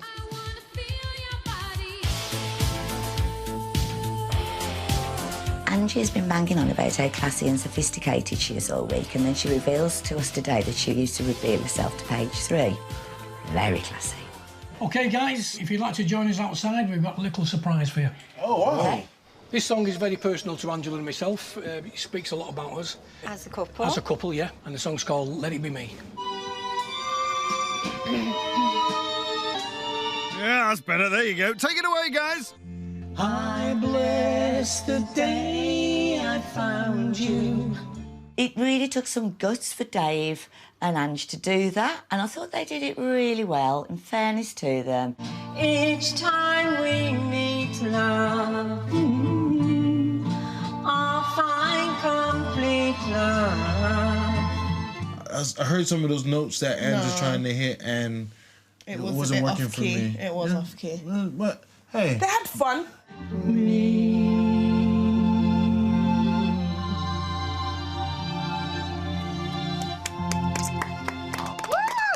I think the evening regarding our hosting is going very well. And we're hoping now that the pudding is going to pull it out of the bag and notch it up there again.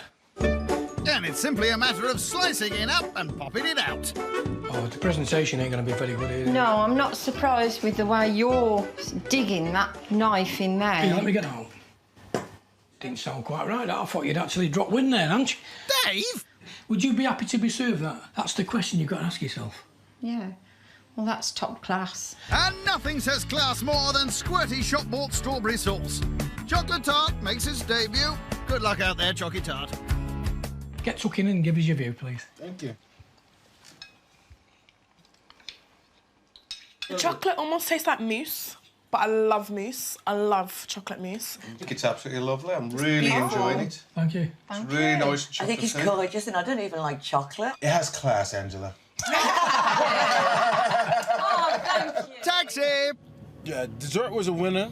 Definitely the best course of the evening. Quite rich, but it was really nice, and I don't usually eat dessert, so that was quite good going for me. Smashed it. Smashed it. We're the winners. What they lacked in their food, they made up for in hosting with their great personalities. So I think a fair score for them would be 14. Despite taking a few shortcuts with the food, we did have a good night. Entertainment was great, and for that reason, we're going to score them a 14. So, Ange and Dave score a classy 28 points out of 40, putting them in the lead. My YouTube series is set in a chicken shop, which probably means the celebrities think I can't cook. But you know what? I'm going to give it a clucking good go. Oh, yeah, no, that's very good. First up, the main, chicken Milanese with pasta and tomato sauce. Milanese, that'll be Spain, won't it? So Milan. What? I could be wrong. You are. Milan's in Italy. One thing you need to remember is don't get the raw chicken fingers anywhere else. That's how you die, so don't do that. Noted. Oh my God. Yeah, and try not to drop it too. Put them all together like that, friends, best friends. Cute, look how cute that is. Good night, chickens. Sleep tight. No bedtime story. So her meal might be just like her. Very subtle, but it hits in all the right places. Nothing subtle about that. Or that. One more for luck. I reckon chicken Milanese is a fancy way of saying breaded chicken. You are spot on. An essential ingredient is breadcrumbs, which Amelia is making with the world's tiniest grater. It's portable, so I can bring it anywhere with me. Handy if you want to grate teeny tiny food on the go. This could take a while. I don't like doing this. Plan B? So as Anthea would say, here's one I made earlier. Bought earlier? Just the same, no one will ever know. I will. The pulverised poultry is dipped in flour and egg. Feels rank. This is actually disgusting. It feels like when you're doing the washing up and then you touch a bit of food by accident. Nice. After a final dip in the breadcrumbs. Oh, looks beautiful. Yeah, stunning. The flattened fillets are ready for frying tonight. It would be good if she was making this with homemade pasta. Tough, she's not. To make fresh pasta, you need machinery, skill, knowledge. You also have to be Italian. I'm none of those things, so it's not happening. Strong logic. Well, at least she's making her own tomato sauce. If she can master onion chopping. Are you meant to peel that off? I don't know what to do. Are you serious? Mum, I need some help. Help? Yes. Yes. How many layers of the onion do you peel? Well, I usually take off the skin and the first one. This one? Yes, that's it. Yeah, the whole thing. Yeah, that's better. Yeah, okay, I got it, I know. Okay. And that wasn't hard, was it? Shall I just do it? Okay, fine. So you should have cut more of that hard bit off. You didn't tell me that. I did. Do you want to do the other half? Not really. Pay attention, Amelia. Is that enough? Yeah. Carry on. You don't listen. You don't listen. This is what I have to deal with. Oh, life is so unfair. Mum's perfectly chopped onions are bunged into tomatoes and herbs. How's that? That's really nice. That's really good. Right, you go and have a lie down. You must be shattered. Sounds harsh, but I've got low expectations for tonight. I might even eat beforehand. Back with the gang and time for arch interrogator Amelia's unique take on entertainment. She created her own TV show in the living room and forced us all to play. Would you rather eat a yellow toenail or lick a smelly armpit? I'd rather lick a smelly armpit. Who would you least like to sit next to on a long-haul flight out of these three people here? AJ. Just because AJ will talk a lot, and I'm just like, yo, AJ, I want to sleep, babes. I want to sleep. I felt like I was in the chicken shop, but I wasn't. I was in her living room.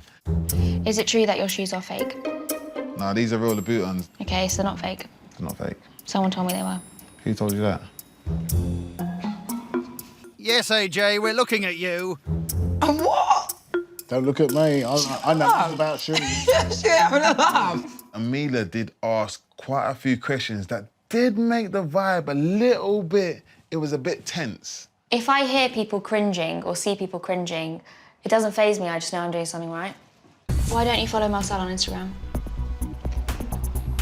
I think I do. No, you don't. Oh my God, that's so deep. Why would you do that? Do you hate him? No.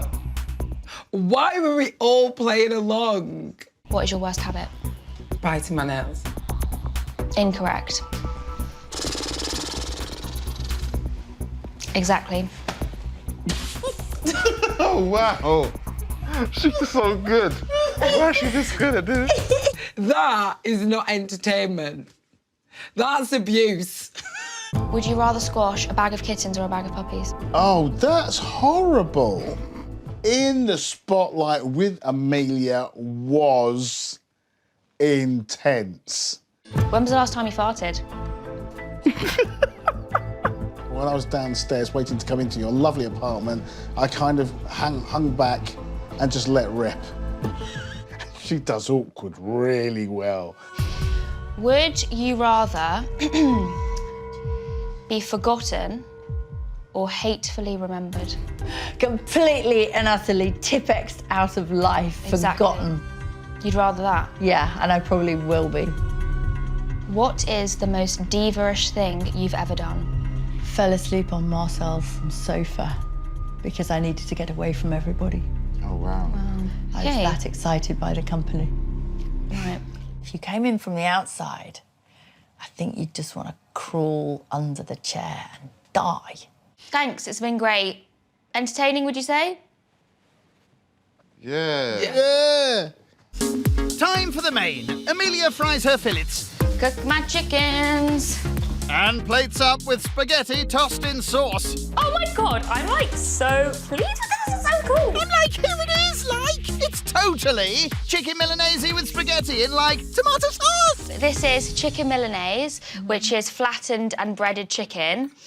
Basically a chicken nugget, but just a posh one. Tuck in, I guess. I'm loving the chicken. Chicken is Really so nice good. chicken. And not Gorgeous burnt. Chicken. Not burnt chicken. No. No, I didn't mean like that. Spicy.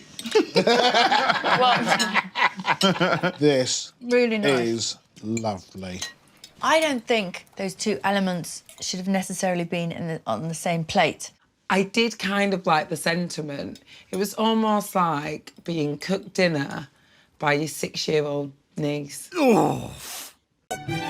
In the kitchen, Carl's buns are a cause for concern. I think they'll need more than a butter knife, Carl. I'll need a chisel. Meanwhile, out of earshot, Ange is casting a beady eye over the cutlery. Why are you doing that? Because I like things to be right. What if they see you? Wow. I'm their guest. Angela took out the magnifying glass. Oh my God, that was ridiculous. The terrain Yes. It goes really well with the chutney and the bread together. So all together, it's a good combination. I'm enjoying it as well. Very, very, very nice. Thank you. The bread is a little bit hard. I would have done it a lot more softer. Yeah. It just felt like I was trying to chisel into a rock. How's your starter, Cleo? Can't eat that. It's just because it's cold. Have you not ever eaten anything what's cold? This looks like sandwich meat. Do you get what I mean? Starter was absolutely awful. I put it in my mouth and then my stomach was like, nope. Cleo got to that bathroom and spit it out. Can I go to the toilet? Is that okay? Yeah, sure. Yes, by all Thank means. you. Oh, Cleo, she eats with her eyes before she eats with her mouth. Cleo got up from the table, and I think it was to be a bit dramatic, you know, look at me. Is everything okay? And then I'll walk back in and everybody will look at me and ask me how I am. Back with the gang, and Angie's on her favourite subject, high standards. If I go to a restaurant, if there's a dirty plate there or something doesn't look right, then I simply will probably walk out. She'll normally pick out a spyglass or something like she wants Yeah, to I will. You got a spyglass, like searching the... What's wrong with that? Have you found anything you shouldn't have done yet? The table's fine. Probably I'd have gone a little bit more fancier with it. Yeah. But that's me. And you're you. Ouch. That table, there was just plain mats put on it. Few glasses. Very disappointing, really. Very disappointing. In effect, she actually called me plain and simple. Which is halfway there. Carl? So how long you guys been together? We've been married 20 years. Oh, wow. The end of September. September, yes. Nice. So what about you guys? Well, we've known each other 30 years. Oh, wow. And we've actually been a couple for 17. We're engaged. Ah. Is that what that rock's about? Would anybody like to look through my I was magnifying just going to glass? ask, can I just have a look, please? Yes. There you go. Ooh, I see some glistening. Oh, no, there's a little gap right there. Where? You take this and have a look, love. No. Would anybody like to look Yeah, at I'll my ring think I'll- through I'll the look at magnifying it. glass? Did you get it in the sale for her? Meow. She comes across as wants to be better than everybody else, you know. That's fine for me, because things like that don't bother me You will anyway. not hear me saying, you're all right, cocker. You said it just perfectly you there, going? love. You said it perfectly You there, know, love. what I'm saying is, I don't speak like that. I've been in Wolverhampton for about 5 years now, and that's how they speak. Just how what you said you don't say, that's how they sound. To me, that's judging somebody. It was a direct insult to me. You've got a twang I have, in your voice, unfortunately. which doesn't come across very good. Touche. Really? Yeah. Wow, that's the first time anyone has ever said Well, it's good to be the first person to tell you. Okay. So have you learnt something from that today? Don't know about the twang. And she's from Wolverhampton. That's bloody horrible. Accent. Yeah, meow. Yeah. How very dare. I've got an hair in my cheesecake. I think that's off the ginger. Is that off the ginger?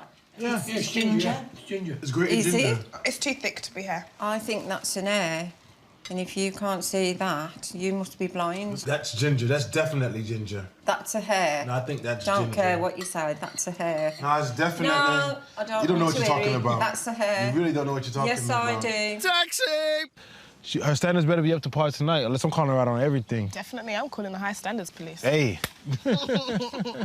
David and Angela's evening will be very glitzy, very blingy, very showy, but it'll all be a front. It'll be all fur coat and no knickers. I hope the bruschetta's homemade. Yeah. Jewellery better? What? It's got classic on the front and the finest. Yeah, it is the And finest. that's what our guests are going to get tonight. Only the finest ingredients. That's right. If anybody says that they find something in there, Like a hair. like a hair, they would be lying, and they would be dirty liars. Unless it's one of Dave's hairs. So they're just chopping up vegetables, shoving them in an oven, and pouring some tomato sauce on. I'm sure it's not that simple.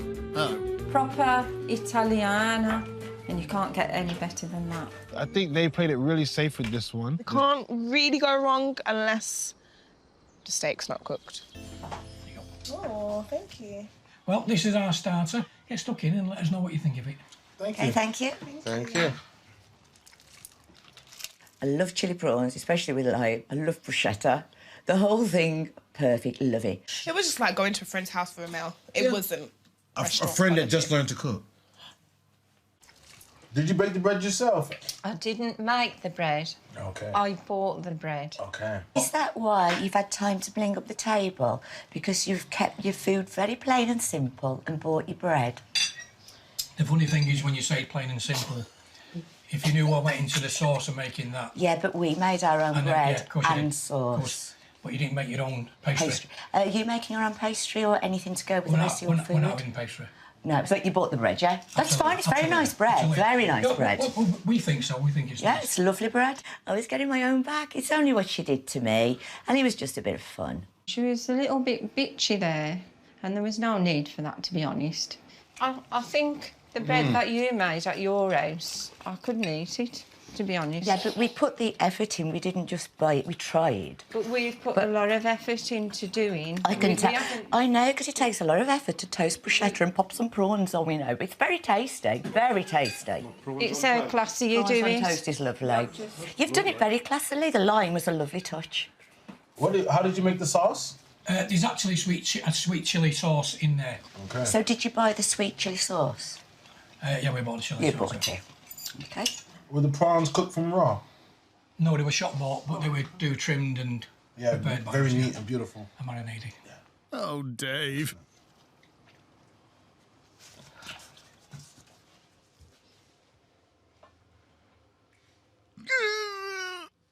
Please say something, anyone. Well, this is a quiet we've been all week. Yeah. The silence was a bit awkward, but I did think she did deserve it. I think Sam could have handled it differently. He really came guns blazing, ready to shoot. Gung ho, wow. She did. Well, I knew the guest tonight was going to have a dig, but at the end of the day, they did clear the plates. How's that salmon? Well, this is Sam's, Dave. She'll Yeah. probably have something to say about it. She's got a mouth like a trout, hasn't she? Oh. I put a bit more lemon on there because she's quite bitter, isn't she, Sam? Oh! Ribeye steak with Mediterranean veg is served, and for Sam, it's baked salmon. Salmon's beautiful. Cooked just perfect. Love it. Thank you. Really nice. Thank you. Really nice. You get a salmon, you wrap it in foil, you bang it in the oven. It's not cooking. It is. Really? You're cooking it, yeah, of course, but, you know. Still cooking, innit? I always love lemon and lime on my fish. I'm just going to check, make sure there's no gold glitter. You need a bigger looking glass than that. I found some glitter on my salmon. Oh, really? There, look. Found some glitter. 'Cause last night she said, I wouldn't dream of taking a magnifying glass to somebody's house. She's been a hypocrite. Yeah. Right. She did it to me, and I did it back, just to show that everything's fair in life. Now. Angela also did page 3. So what's page 3? It's a topless model, glamour model. I'm not surprised. You can always rely on Sam, can't you, to have that little dig. These are the kind of looks I used to do.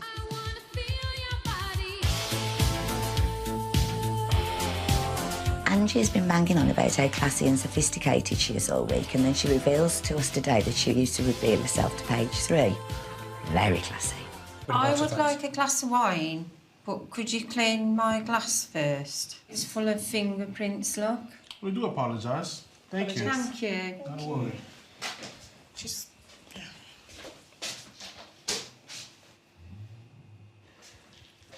There you go, my lovely. Thank you. Happy with that, Ange? No. Could you just swill it out in the sink, please? Not a problem. Thank you. 1 second, guys. I'll be right back. Yes, fine. Okay. Perfect. Is that better? Oh, that's lovely, Cleo. Can I just use this to dry it with?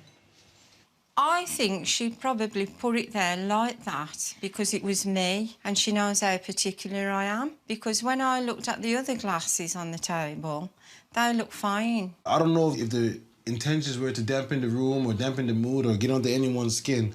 It got under mine. The guests have... Cheap palates. I think the palates are used to bland food. They're not used to eating fine dining or anything like that. Either they can't afford it or they're not well-travelled. It's just that simple. With me, you can go as spicy and all out as you like. The hotter, the better. Well, you're like a dragon anyway, aren't you? Why am I like a dragon? I've never been Because called the a hotter dragon. for you, the better, you've just said. I'm not sure I'm the one who's coming across as the fiery one, Angela. You've just said the hotter, the better for me. Yeah, I like hot So what's stuff. it going to be, Sam? I like hot and spicy. Doesn't mean I'm a dragon. I was a little bit... Are you talking about yourself or me? Because I didn't really get that. Am I coming across like a dragon to anybody else? No, No, no. You're very bubbly, Sam. Very bubbly. Thank you. It's not very nice sitting there watching somebody calling your wife a dragon. That's my job. And I guess the heat is on. You sound like Glenn Frey. Who's Glenn Frey? The Eagles, the heat is on. You don't know who Glenn Frey is? Oh, no. No. OK, OK. I don't think I'm as old as you, am I? I think you're probably quite a bit older than me. So far, so good. Well, guys, Angela is a very nice and warm and caring person usually, but I have seen another side of her since we've been doing this. And what side would that be? It's kind of bitchy, you know, and kind of a lot more direct than she normally is. Thought Angela was great until tonight. I really did. Angela, I really liked her, but... She let me down tonight. She really did let me down. That's not a good face. Is there an issue there, Angie? No, I'm fine. OK. That's fine. Good. Did you cook the prawns yourself for all these?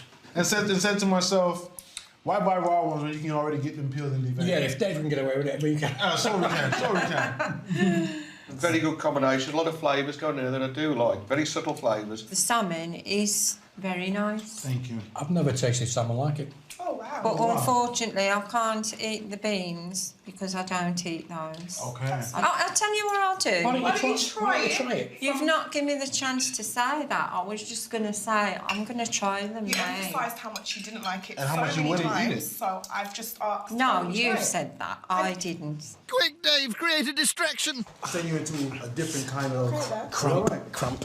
Nice work, Dave. Top drawer. Sorry, guys, yeah. It's just the legs got bad cramp in it. Dave sure has a hard job of being with Angela. He's always having to brush dirt over her mistakes. I think her vibe's quite negative and a bit, look at me, or, I was this. But you're not that anymore, love, sorry. Desperate to lift the mood, Nick has a fun poser for the group to discuss. If you were stuck on a deserted island, what would be the one luxury you would take with you, Ange? I couldn't do without my mobile phone. You wouldn't have much connection on a deserted island. Well, that's the one thing I'd miss. If you're on a desert island, I'd have a Swiss Army knife. I think that's an extremely smart choice. I wouldn't like to be on an island with Sam with a knife. I wouldn't either after calling her a dragon.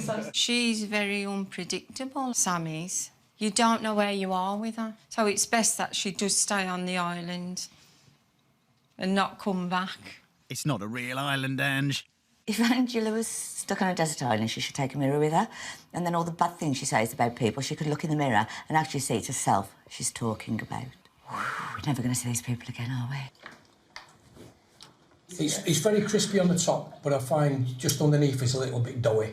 Okay. Oh, wow, okay. You know, as if it hasn't sort of like had quite enough time. And the peaches are very soft. Where did you get the peaches from? Out of a tin. And you can't get the freshest peaches in the UK anyway. Yes, a lot of the peaches I did try to find were quite hard. When you buy fresh peaches, you can drop them in hot water to get soft. To be honest, this is a new dish. And you've not done it before? No. If you've never done it before... Good effort. Good Thank you. effort. Thought the creme anglaise was excellent. It wasn't custard, it was bang on creme anglaise and it was very nice.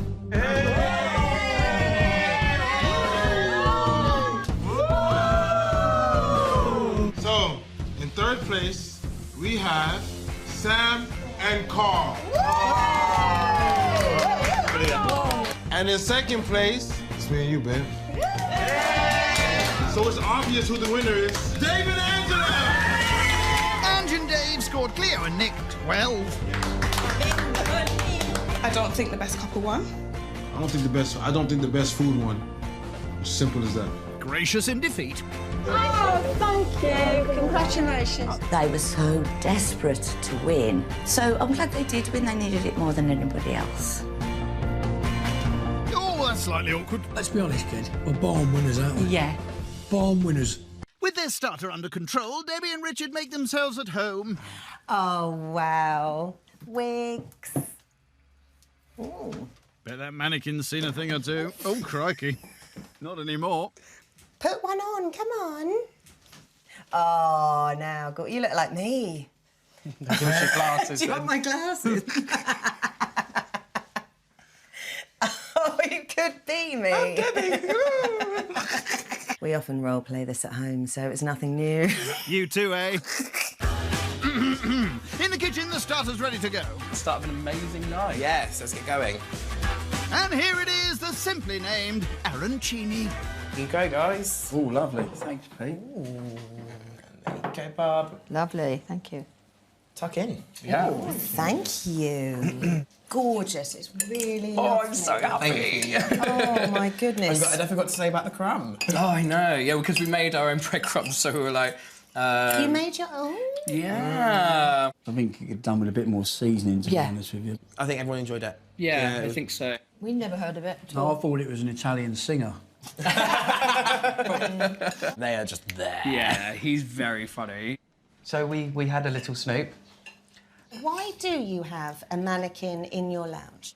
We'd been to a party before where somebody had a mannequin and they were dressing it up, and we thought it'd be quite funny to buy one. This is, we'd call it the party house. Yeah, so because we it's live dance. so centrally, when all the pubs are closed, someone's like, oh, where should we go? We Like like to have quite a lot of people Quite a lot of over. people back. So how many is a lot of people, Jason, down here? For our housewarming party, we had about 80 people. A whole 80, wow. It was Barb's birthday. Well, she has one every year. Yeah. We had like 120 people. Probably, yeah. Oh, wow. And it was massive. Oh, well, not to outdo anyone. See your 80, raise your 40. What about you guys? You the party hosts? Not really, no. Do you get to spend like nice quality alone time together though? No. Oh no! Oh god! It's a wonder we're still together. You won't be after this. We won't be able to stand the sight of each other. This is the most we will have spent together in quite a long time. Debbie and Richard seem very separated from each other. It'd be interesting to see how they're going to get on for the next 3 days then. On to the main. Are they scrambled eggs? Oh my god. Genius, right there. What are you going to do? I think that's supposed to be garlic flatbread. Garlic table. Yes! Oh my god!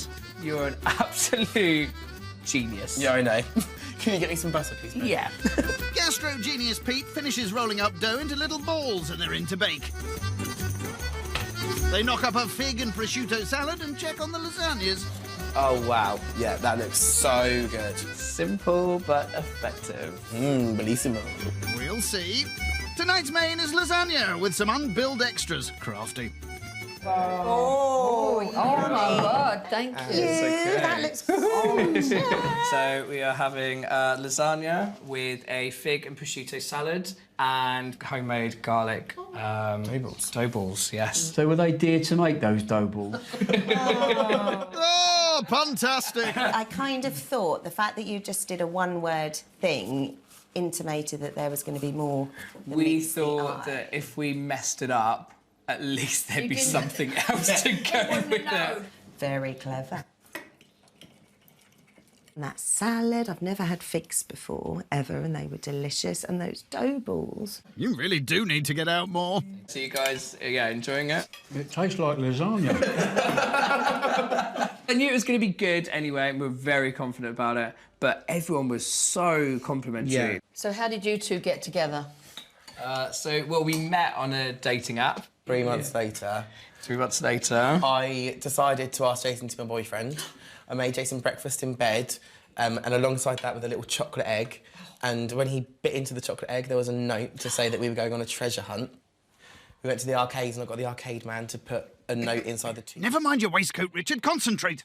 The last note was in a fortune cookie. Oh, that is good. Oh, that's lovely. I think Pete and Jason are an absolutely fabulous couple. I've never met a couple like them before, and I want to see some more of them.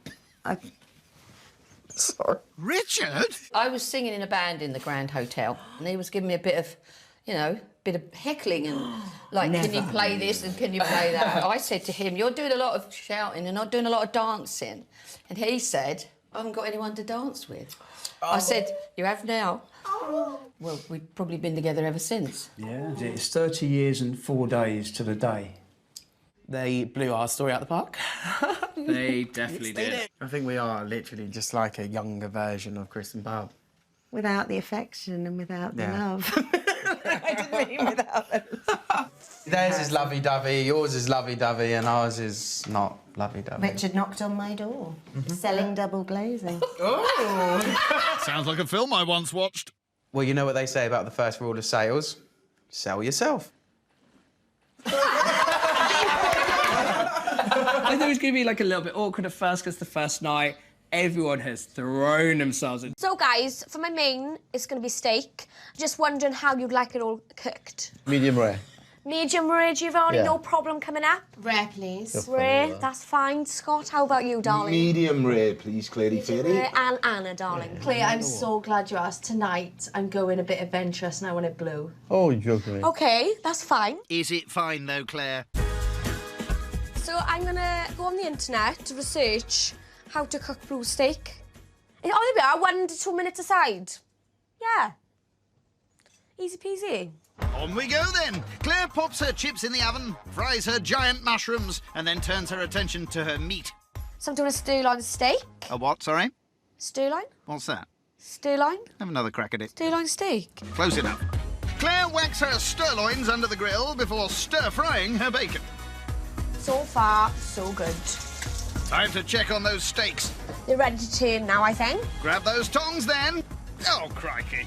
Well, it's beats burning my fingers, isn't it? Well, I suppose. How about the chips? Not the glove again. Oh, time for the planks.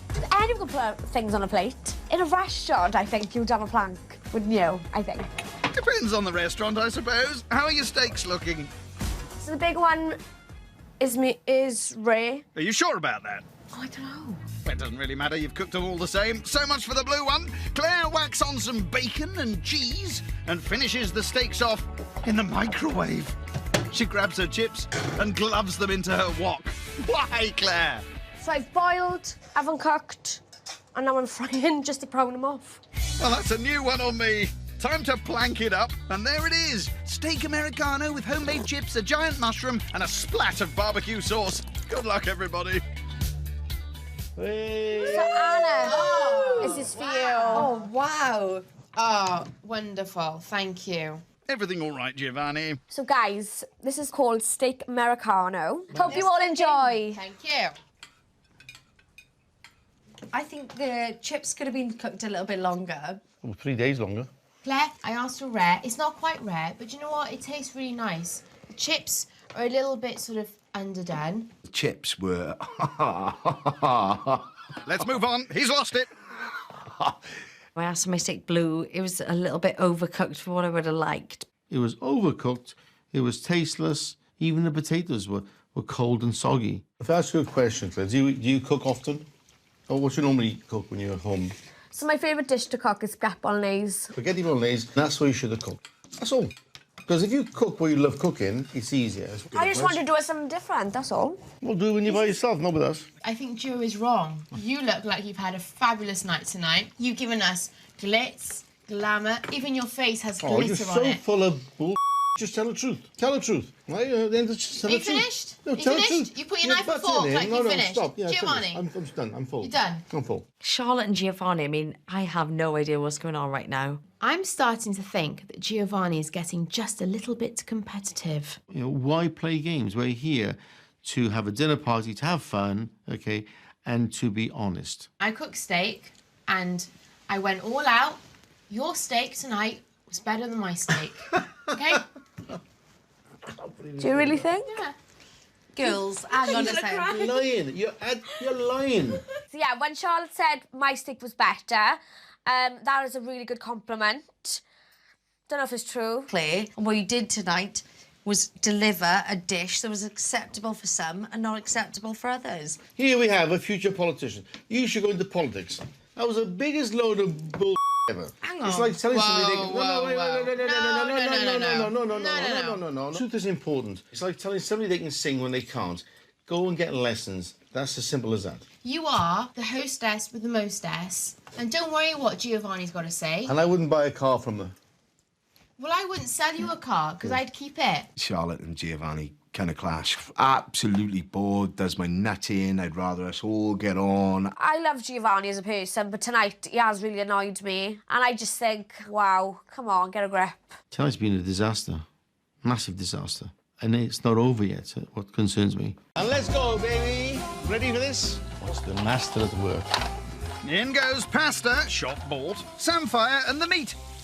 On the days, it's like a good idea to cook steaks for people. You can go easily, cock it up, but I won't. He dishes up the Italian mash, samphire, then the pasta, steak and a bit more pasta. Good job he's got those massive plates. Ta-da! And there it is. Oh, and some sauce too. Oh, wow. Thank you very much. My pleasure.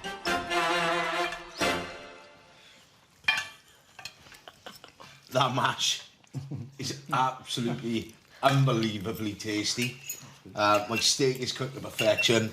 Love the sauce on the pasta, but maybe the pasta was slightly undercooked. Giovanni's steak was better than Charlotte's. It was bigger, it was cooked better. But presentation for me is key. This presentation you over-delivered. He's trying to cram so many flavours to show his different talents. He could have done one or two things really, really well. So the steak's banging. It's really lush. Best steak I've had this week, including mine. I didn't like the Italian mash. He makes an effort, but I don't think his food goes well together, to be honest. Do you think that there was too much food on this plate? Would you serve this in your restaurant? The answer is yes. You would serve this in I your would, restaurant? yeah. I don't agree that samphire goes with this because it's too salty and it's overpowering on the fillet. Char was just picking, trying to pick on everything she could, which I thought was slightly unfair. There's always a Charlotte in every dinner party that wants to show off. You're Italian, Gio. Did you make your pasta? No. Why not? Fresh pasta cooks so quickly and it's so easy to spoil. You Burn could have eggs. made your pasta with you could have made it with drum wheat. Giovanni has been very critical all week about our meals, especially mine, and at the end of the day, he needed to be criticised, and there were elements to his dishes that weren't up to the mark. Can I bring this back to me? Yeah, of course you This can. food. No, I'm just getting a little bit frustrated now about the amount of pedantic behaviour that's going on when I appreciate good food, good friends, fine dining. I've had a bit of a guts full of Charlotte and Giovanni. They're playing some sort of game against each other where it's like a chef off. I'm tired. The rivalry between Charlotte and I is healthy, but I'm still going to win. Meanwhile, at the table, Claire's looking to win some affection. Giovanni. Hello. When I first met you, I obviously thought you were a big character. I entered this competition to find a husband, so I'm hoping you're going to ask me the question. I'd love to ask to be my husband, I'd love it. To Claire! Giovanni! I've gone all out, I'm not messing about, and I've bought the best ingredients you can buy. No expense spared. Everything I'm serving is just the best of the best. And Charlotte begins with her starter, beluga cheese soufflé. Belga cheese soufflé. Can I do that again? No, you can't. The beluga, that is a caviar plus a soufflé. If you have a soufflé on the menu, I mean, that's impressive on its own. That's just like a posh baked cheese, really, isn't it? Not really. It's important to get the measurements right, otherwise it might not rise, and then I might fail. You happy with that? It's perfect. Of course it's perfect. I'm making it. Well, naturally. Hope she'll put it off for her. But yeah, it'd be quite funny if it don't turn out the way it's supposed to. Charlotte whips up a roux from butter, flour and milk. She then adds cheese before lining ramekins with flour. That helps it to rise. The extra little bit of je ne sais quoi, this gonna help me to win. Ah, the je ne sais quoi, which means? I don't know. Spot on. In go egg yolks and whipped egg white. Then it's into those carefully prepared ramekins and a bain-marie for a bake. Beluga, I think, could be a wild animal. It could be. It's probably some kind of posh cheese. No. It could be rabbit. Rabbit? Beluga, that's caviar. And it's very expensive caviar. It's the best on the market. Kangaroo. Now you're just being silly. Caviar are the eggs from the fish called a sturgeon. They're so flavoursome. That is good. I think that was probably about 50 quid, that spoonful. It's probably wasted anyway on that lot. Oh, charming. Have those soufflés risen? These soufflés have definitely risen to the occasion. She's going to bake them again tonight, but now Charlotte cracks on with the main course. Surfing USA. Surf and turf. I was expecting something more posher, because surf and turf, yeah, is quite common. They may be thinking I might just give them sirloin and just a few prawns, but that's far from the truth. Surf and turf is fish and chips, basically. So what's the turf bit, then? I knew you were going to ask me that. Charlotte? This is Aberdeen Angus. This is like the best fillet you can buy, really. It's beautiful. The only thing that can go wrong with the fillets is if I overcook them. If. She'll pan-fry them to order tonight. Surf and turf is steak and scampi. And what might scampi be? Scampi is little bits of fish. Yeah, but this is Charlotte we're talking about. These are my lobsters. Pretty impressive, even if I say so myself. Which I rather thought you would. With all the expense that I've gone to this evening for my menu, I bet I'd win, just to break even. After hacking her impressive lobsters to pieces, she rolls them in flour and will fry tonight, along with the steak and chips and roast tomatoes. Oh, and she'll make a sauce as well. The pressure's going to be on with the main. A lot of cooking to do before I serve, but I'm confident I'm still going to win. Better get cracking with your dessert then. Golden sticky toffee pudding. That's almost like slab bang. Have that. Pub grub, yes. Have it! Charlotte kicks off by blending butter, sugar, treacle, eggs and dates, then stirs in flour. Looks perfect colour, perfect texture, perfect smell, so all the peas, perfect pud. Shame bragging doesn't start with a P. This dish is naughty but beautiful. Say no more. Reminds me of somebody. Oh, thank you very much. It's very kind of you. Presentation is everything. There's no point driving a Ferrari if it's covered in dirt. There. That is so profound. She parks her puds in the oven. Golden sticky toffee pudding. I don't know if she's going to actually put gold in. This is the gold leaf. Ooh! And this is going to go on my sticky toffee puddings just before serving. Tell me more. It's going to turn them from looking like a little sticky toffee pudding into a little lump of gold. You might want to check on those puddings, by the way. Oh, I actually forgot about the cakes. Not so perfect now. That was a close call. They're going to be really impressed. And that's all her prep done. I reckon Charlotte's house has got loads of bedrooms, loads of bathrooms. It's huge. Well, it's certainly pink. Back at the table, talk turns to dating. When I was with my ex-partner, he just took me away for a romantic weekend in Tenby. Got into the room and it was all rose petals everywhere and wine and things like that. Do you find the rose petals just stick to your backside? It takes ages. It takes ages to get them off. And then it leaves like a stain. You're like, yeah, just see if they spray them with red, just make them redder because they're cheap roses. I just think when Giovanni just pipes up when he's speaking, I think it can be a bit rude because, like, I wouldn't even finish my story, but I just think it just means all we're good fun. Why would Claire have cheap roses? No, she's not. Her boyfriend was cheap, because he left her. Yes, he did. No, I left him, actually. Oh, well done. His loss. He had a bundle of joy. So Claire, she's funny. And she's totally honest. She says things without even thinking about it. I hate it. If men are rude to me, I'll just block them. Yeah. Is that on Tinder? And everything, even on eBay. What do you mean on eBay? You can message people on eBay, can't you? Does that happen to me? What are you selling, then? That's on another level. What am I not selling? Claire's absolutely hilarious person. She's really, really funny and she's absolutely harmless. So, guys, I'd love to know how you would like your fillet steak cooked. Medium rare, please, sir. Medium rare? I'd love mine rare, please. Medium rare as well. Medium Well rare. done. Medium rare for me as well. But there are not just steaks to cook, are there, Charlotte? I've got to cook my chips, I've got to cook my lobster. And the tomatoes and the sauce. I'm under pressure, but I'm okay. I'm feeling a little bit nervous about the steaks because they have to be perfect, so this is the bit that can go wrong. Chips in, Charlotte knocks up a béarnaise sauce. Whisking carefully to make sure we don't get scrambled egg for Anna. We wouldn't want that, would we? No, we wouldn't. Chips done, still more to do as she batters and deep fries the lobster scampi.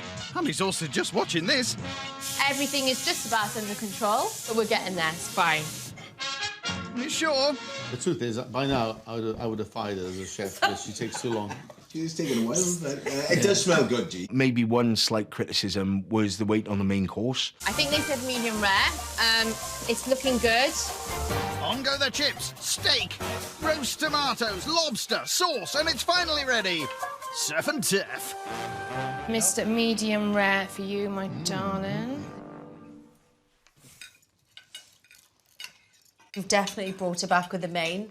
The taste of everything individually was great, but overall, I'm really, really impressed, I've got to be honest. Steak, I could have done it a little bit more rare, but sauce is beautiful, chips is beautiful. When I read the menu, it looked mediocre, but when I actually ate it, it was beautiful.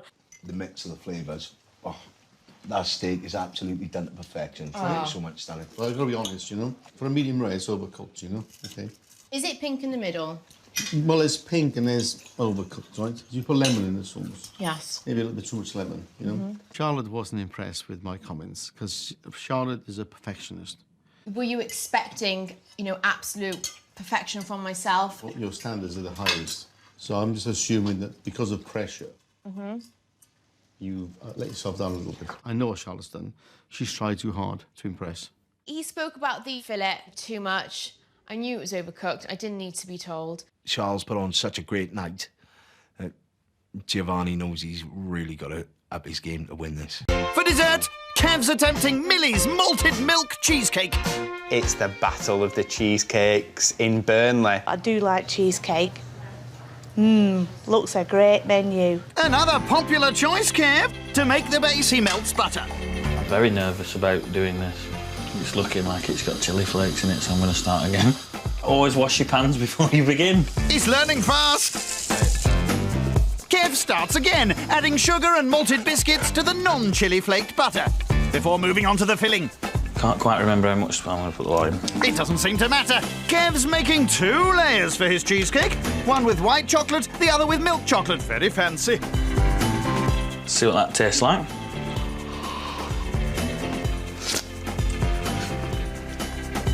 Verdict? Perfect. Smashing. Finally, he places one chocolate layer on top of the other and chills. I would never ever put food on a coloured plate, and Kev used red plates. Well, bad luck, because he's serving dessert on some too. Presentation is key to this dish. And as you can see, I'm making the balls up of it. Yes. Half of Jane's is in Mark. Get off there. Off that bit of line. Well saved, Kev. Here it is, Millie's malted cheesecake with a side order of giant cutlery. Big spoon. That's a serving spoon, Kev. Yeah, I know. The only ones that are clean. Well, that's a good reason. Would you like a little spoon? I'll get you a little spoon. No, it's all right. Is it just saying that you've got a big gob? Steady. Just tell me what you think of it. I'll be interested to know. A spoon's big enough. Oh, nearly took half of it with me. You needed a big spoon to get down. I should have put a chisel on. Oh, that's good, isn't it? It is, actually. Kev, I don't really like malt biscuits. Oh. Really? So don't be offended if I don't eat it all. No. So what didn't you like? You could always add your top bigger. There she goes. Yeah. Taxi! It's night 1 in Maidenhead and Slough, where 3 couples are competing to throw the best dinner party. Tonight's hosts, Sati and Jessie, are hoping their Punjabi menu will help bag them the grand. While the duo get their starters on, Nick and Dinara go for a nosy. Oh, this is the wedding photo, isn't it? Are they twins? I have no idea. I think it's the same couple, but just from different angles. Do you think he's got any hair under there, or...? Yeah, I hope so. He became bald since to marrying marriage. her. Yeah, I guess. Like you, pretty much. Yeah, it's a story I know very well. Back in the kitchen, Sati checks his mint yoghurt. Very nice. Before plating up the pakoras. Come on. Chop, chop. And there it is, pakoras and Satman-style chicken wings with a mint yoghurt dip. Thank you so much. Oh, thank you very much. That looks amazing. Yeah. No worries. Is Satman chicken? Yeah, Satman style, yes. Yeah, okay. Yeah, Satman style. Must be pretty tricky cooking and sitting, or... Yeah, was so funny. That was funny. I don't think I've reached peak yet. I think there's more to come. Can't wait. My name's Sati. So it's after you. And named yeah, after you. and colleagues actually named me Satman.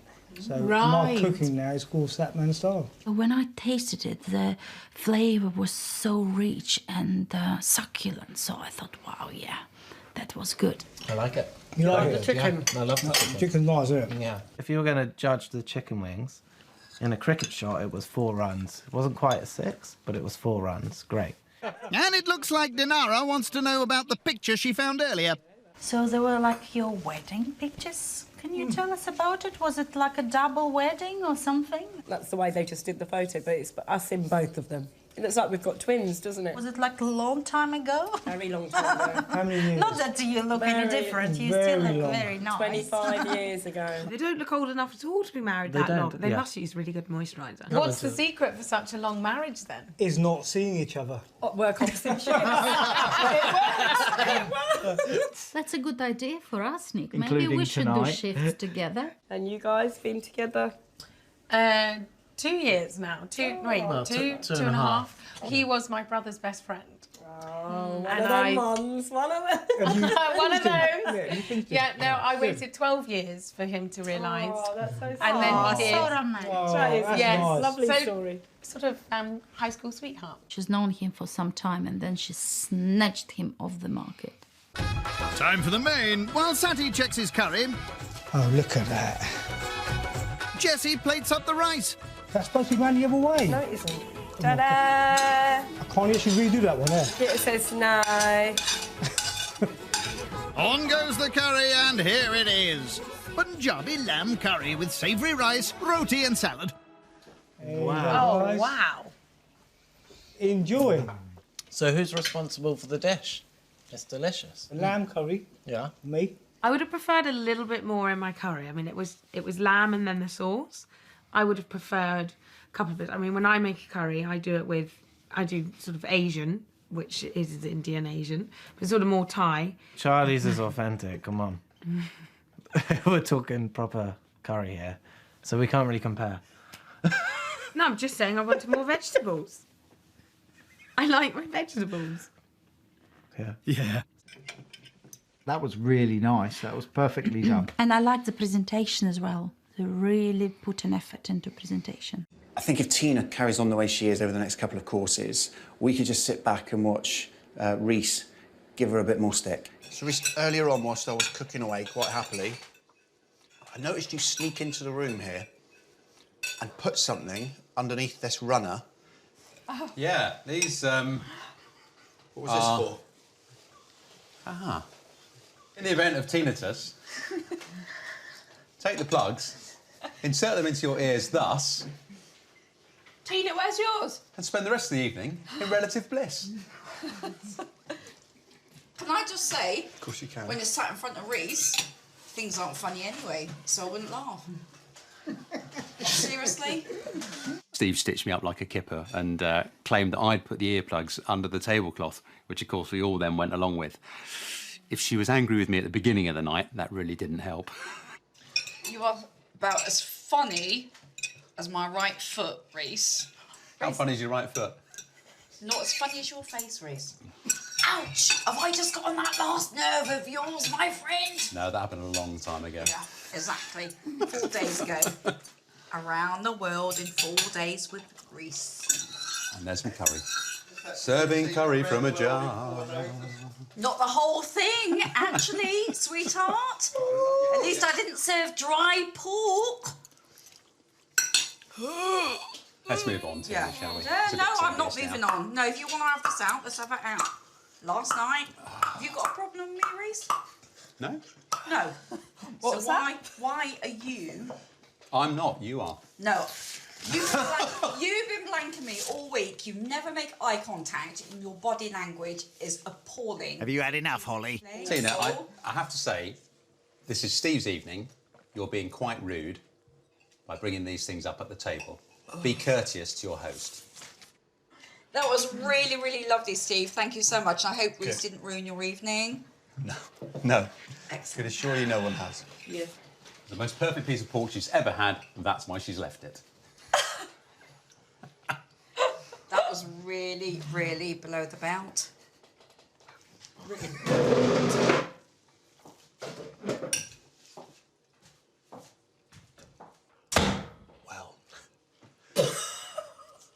That is ever so slightly awkward. As I saw Tina hobbling out the door, I thought it was a joke. Like, I literally couldn't believe it. I'm honestly flummoxed by Tina's reaction to that. To me, it was a pithy, witty little one-liner, throwaway comment, no malice intended. Had it been anybody else, it would have been really funny, and everyone knows what type of person I am.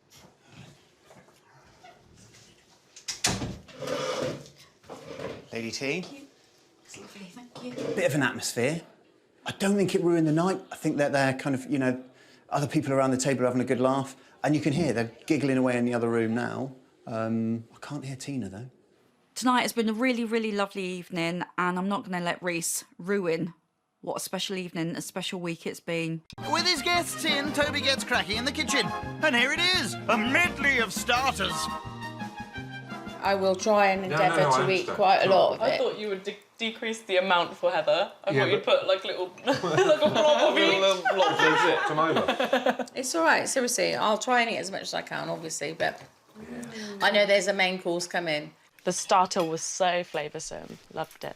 For a guy, he really did well. And that's really mean to say, but he did really good. All 3 courses. Cracking. Prawn cocktail. Yummy.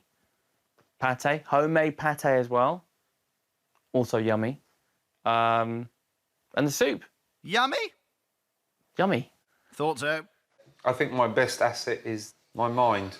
How deep is Whoa, that? mate, that is deep. Why do you think your mind? Oh, because without you, there's nothing of you, is there? I think my best asset is my backside, actually. Oh, hello. Hello. That's what my husband says. Oh, people love big bums. Go on, then.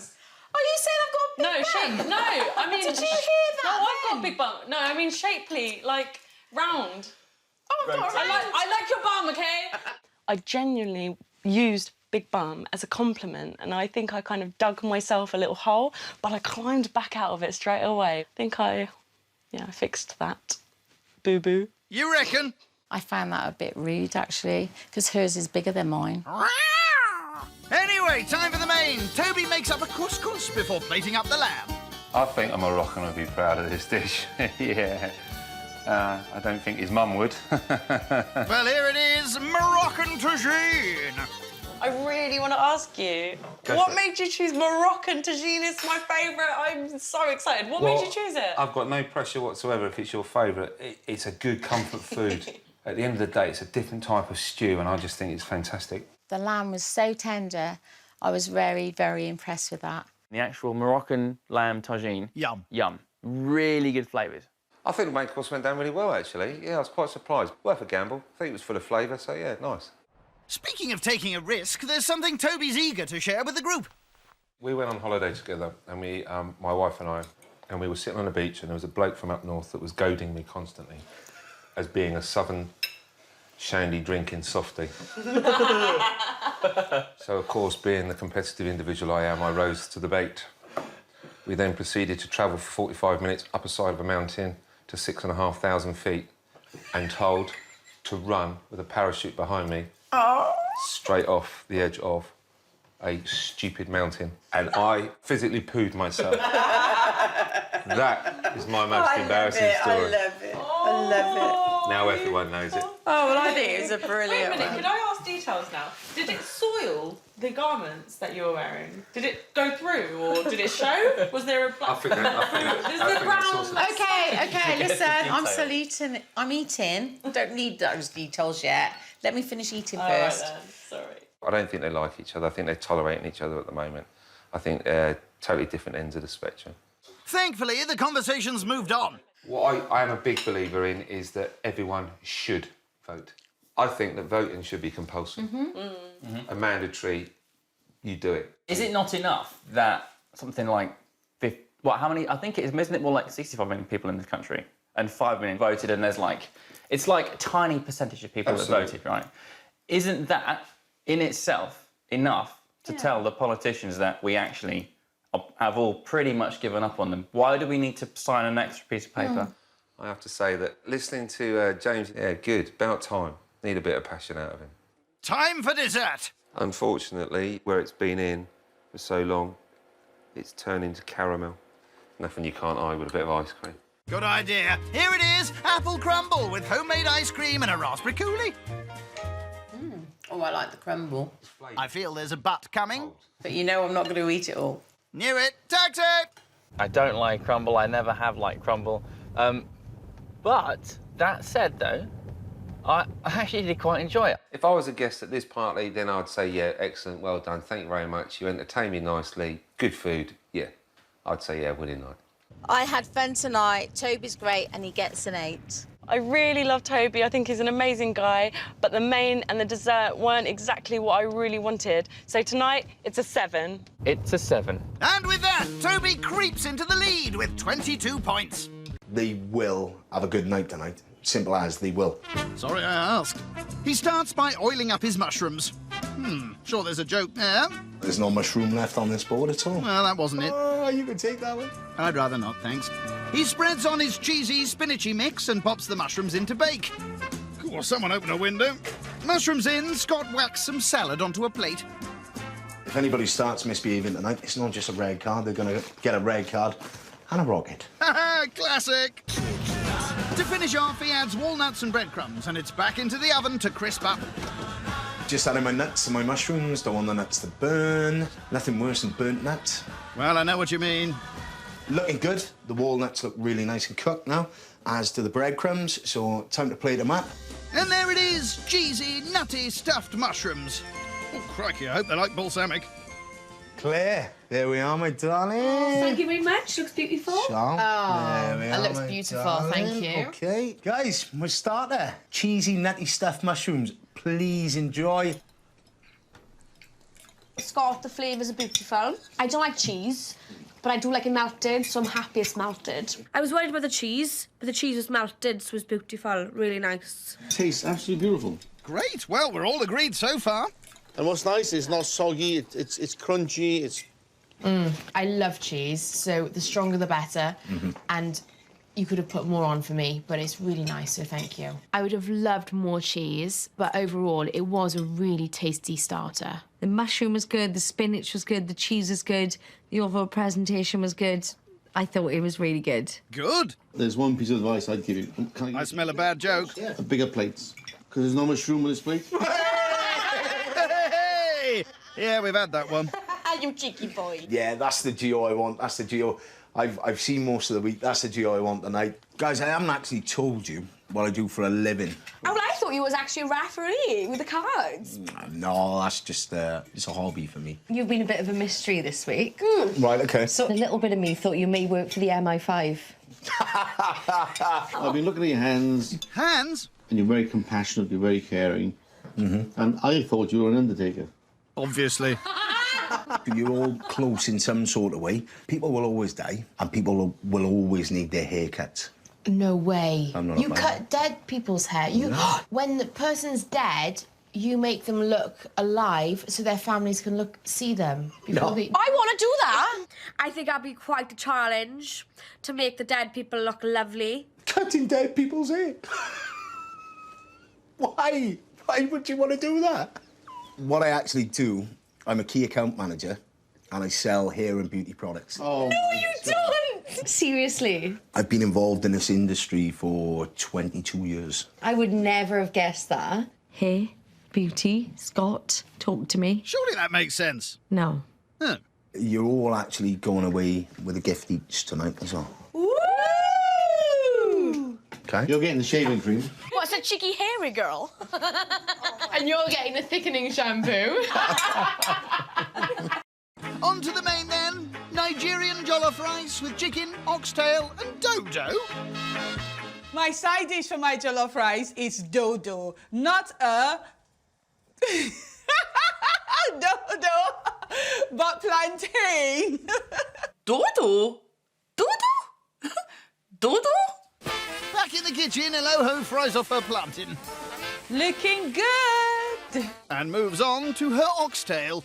I think I heard oxtail from my grandma. I think, do you not? Or that's ox tongue. Yeah, clues in the name, fella. Like a fire you will burn.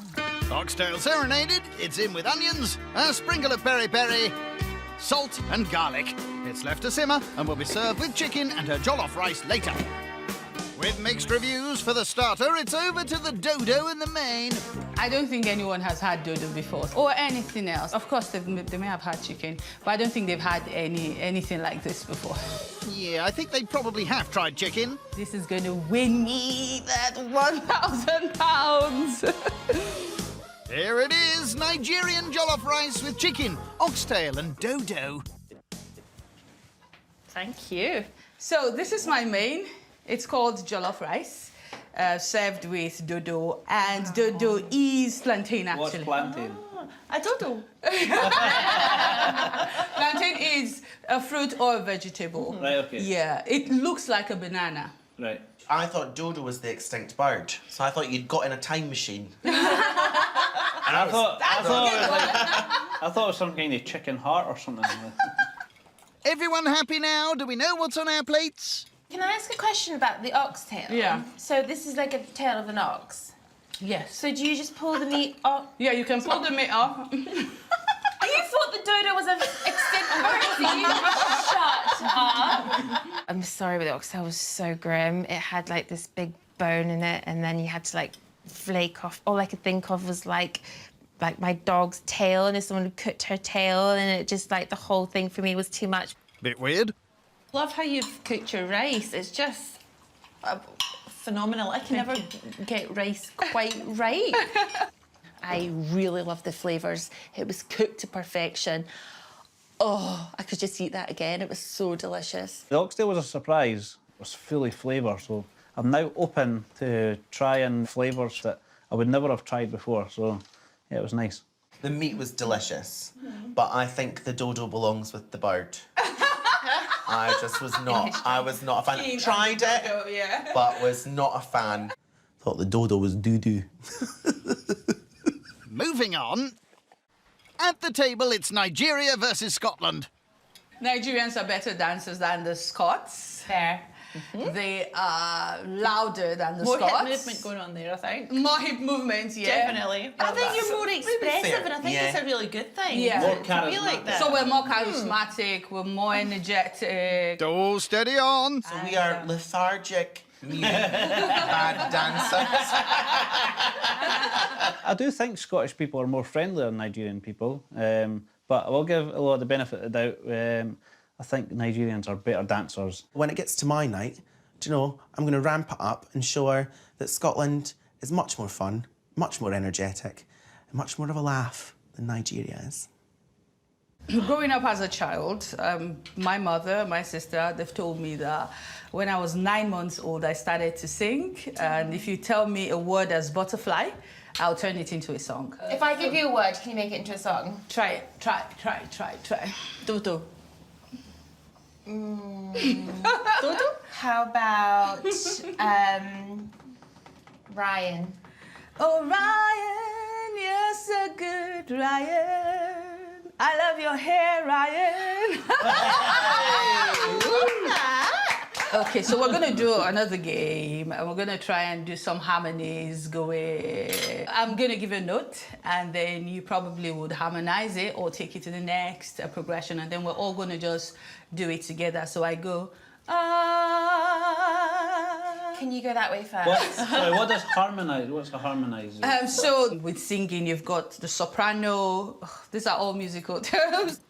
Jamie might not have known many words tonight, but by the end of the week, he'll have a whole new vocabulary. And yes, don't you worry, we'll get him worded up. Let's do a harmony with your name, Jamie. Yeah. Jamie. Let's go. Jamie. Jamie. Everybody join me. Make it stop! I think harmony means just a...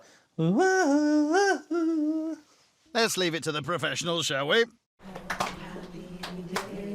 Speaking of which, Yoloho's got a choir round. Try and clap in time, everyone, please. Oh, happy day. It's a happy, happy, happy day. Oh, happy day. I hoped there was going to be some sort of gospel singing, but I did not expect that. Big choir, oh, they were fabulous. Oh, happy day. It's a happy, happy, happy day. Oh, happy day. I don't normally sing as well, but I actually felt myself having to get involved with the singing and I really enjoyed it. I felt like Maggie Smith in Sister Act 2. Back in the Habit, classic. It's really good. Every day. Every day. Help me sing it. Every day. The singing, the energy, it just, like, it completely blew me away. The singing was absolutely amazing. That made my night. Absolutely made my night. It was fabulous. I took my guests to church tonight and they absolutely loved it. I think most people like fish cakes, hopefully. Not a big fan of fish cakes. For her fish cakes, Julia starts with cod. Oh, it's really salty. I'm fishy. That's saltfish for you. She soaks in water and chops the mango for the salsa. How about those spuds? Oh. Ah! Ooh! Turn that down a little bit. I would. She mixes onions and bell peppers. To make my salsa extra special and spicy, I'm going to be putting in the Jamaican twist, which is the Scotch bonnet. It's extremely hot. It's one of the hottest peppers, so I'm going to take some precautions. You can't be too careful. Safety first. So these are extremely spicy, and especially the seeds. You don't want to get the seeds in. Chuck them away then. I hope tonight the guests like it spicy. They're going to have to because it's going to be extra spicy. Hopefully the fish cake has got a bit of spice and a little bit of sweetness just to neutralise the spice. Should go down a treat. Well, they definitely got spice. Onions are fried. In goes ackee and mashed potato. She moulds her cakes, covers them in breadcrumbs. They don't look too bad. Ready to be baked later. First to arrive and hoping for something scrummy in her tummy is plant mummy Christine. Hello! Hi. Welcome, come in. Just having some drinks in the garden. Lovely, lovely. What's your name, sorry? It's Julia. What's your name? I'm Christine. Lovely to meet you, Christine. This is lovely. Isn't it? So Oh, wow. nice. You know what? I've never actually seen a palm tree. Thought you were a plant expert. Really? Never. Oh, wow. Is this real? I think so. Welcome, palm tree. Introduce yourselves. Don't worry, she will. Right, Steve. No, I've never seen a palm tree until today. And his name is Steve. Next up, rapping the door is rapper ZZ. Hello. Welcome. Are you alright? What's your name? Z. Z. Yeah, Z. Just Z. Z. Short for... ZZ. Oh. The calming presence of Jane floats in next. Guys, this is Jane. So Jane, this is Chris and Z. Z, nice to meet you. both. Nice to meet you. Strutting his stuff is filmmaker Pete. I'm Peter Sincere. Nice to meet you, Peter. Yeah, that view is absolutely amazing. Look at that. Hey, the little bit of light coming through the clouds over the village. Wow. Do you know what it reminds me of? What? Jamaica. Who knew Cheshire could look like the Caribbean? What do your eyes look like, Peter? Let's see them. Yeah. The hazel. Oh, gosh. Get them out. Halo brown. And last to grace us with their presence, His Majesty King. Hello. Hello. Welcome. Come through. Where are you from, King? I'm actually from the Cayman Islands. Wow. Nice. Amazing. Here's to a fantastic week. Cheers. Clink. Cheers. Clink, clink, clink. Welcome to my house, baby. It's night one in northwest England, where Renaissance woman Julia is hoping to bring a splash of Jamaican sunshine to Cheshire. I'm going to love you and leave you. I'm going to finish off your starters, and I'll see you all very soon. Great stuff. Good luck. The guests are all here, and I'm feeling really excited. They all seem really nice. A quick squirt of mayo. Make the mayonnaise look arty. Oh, very fancy. Outside, Pete and King are having a nose round the garden. Place is lovely, innit? Lonely? Lovely. Lovely. I'm getting used to the accent. Do I have to go on up there? Get up there, lad. No. On top of the world. 1, 2. Oh, what? Hooty-hoo! I'm gonna put my feet up here for a minute. It's been a long day. Come right here. Come on, lad. Shaky. Oh, these are looking good. Hello, fish cakes. They are fabulous.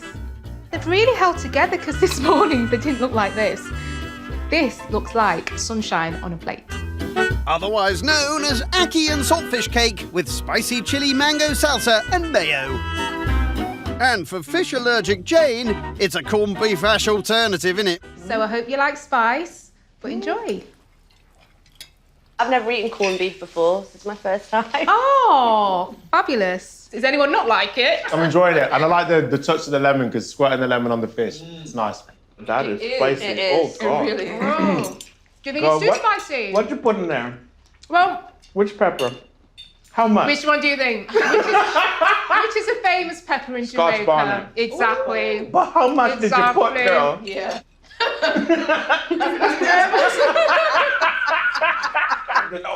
Yeah, got it.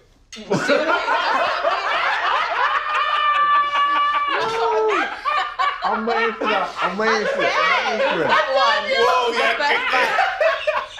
We got Pete the choke, because maybe she should put more pepper in his. It was nice. It was nice. I just wasn't ready for it. She caught me off. She caught me by surprise there. I pulled you in with the prettiness of it, You and then did. it's like, bam, spice. did. Oh, okay. It hit me because they scooped. I'm like, oh, mango, huh? I was very surprised with the spice. Surprised with the spice. It was nice. I would say, personally, in my opinion, for a starter, bit heavy. Everyone did mention the spice, so I'm a bit worried that it was too spicy, maybe. It was chili mango. I did say chili mango. And I guess the heat is on. You sound like Glenn Frey. Who's Glenn Frey? The Eagles, the heat is on. You don't know who Glenn Frey is? Oh, no. No. Okay, okay. I don't think I'm as old as you, am I? I think you're probably quite a bit older than me. So far, so good. Well, guys, Angela is a very nice and warm and caring person usually, but I have seen another side of her since we've been doing this. And what side would that be? It's kind of bitchy, you know, and kind of a lot more direct than she normally is. Thought Angela was great until tonight. I really did. Angela, I really liked her, but She let me down tonight. she really did let me down. Hopefully the main course won't. This is yellow Cuban rice, seasoned with love. With a dollop of black beans, I can see a rainbow. a spoon of salad and coleslaw, it's good to go. Cajun salmon with prawn ceviche, sort of. Everyone tuck in? Thank you. Enjoy, guys. Enjoy. Enjoy. That's not a good face. Is there an issue there, Angie? No, I'm fine. Okay. That's fine. Good. Did you cook the prawns yourself for all these? And said to myself, why buy raw ones when you can already get them peeled and leave? Yeah, if Dave can get away with it, we can. So we can. Very good combination. A lot of flavours going in there that I do like. Very subtle flavours. The salmon is very nice. Thank you. I've never tasted salmon like it. Oh, wow. But unfortunately, I can't eat the beans because I don't eat those. Okay. I'll tell you what I'll do. Why don't you try it? You've not given me the chance to say that. I was just going to say, I'm going to try them You now. emphasised how much you didn't like it And how so much you many wouldn't eat times, it. so I've just asked. No, you you've said that. I didn't. Quick, Dave, create a distraction. Send you into a different kind of crump.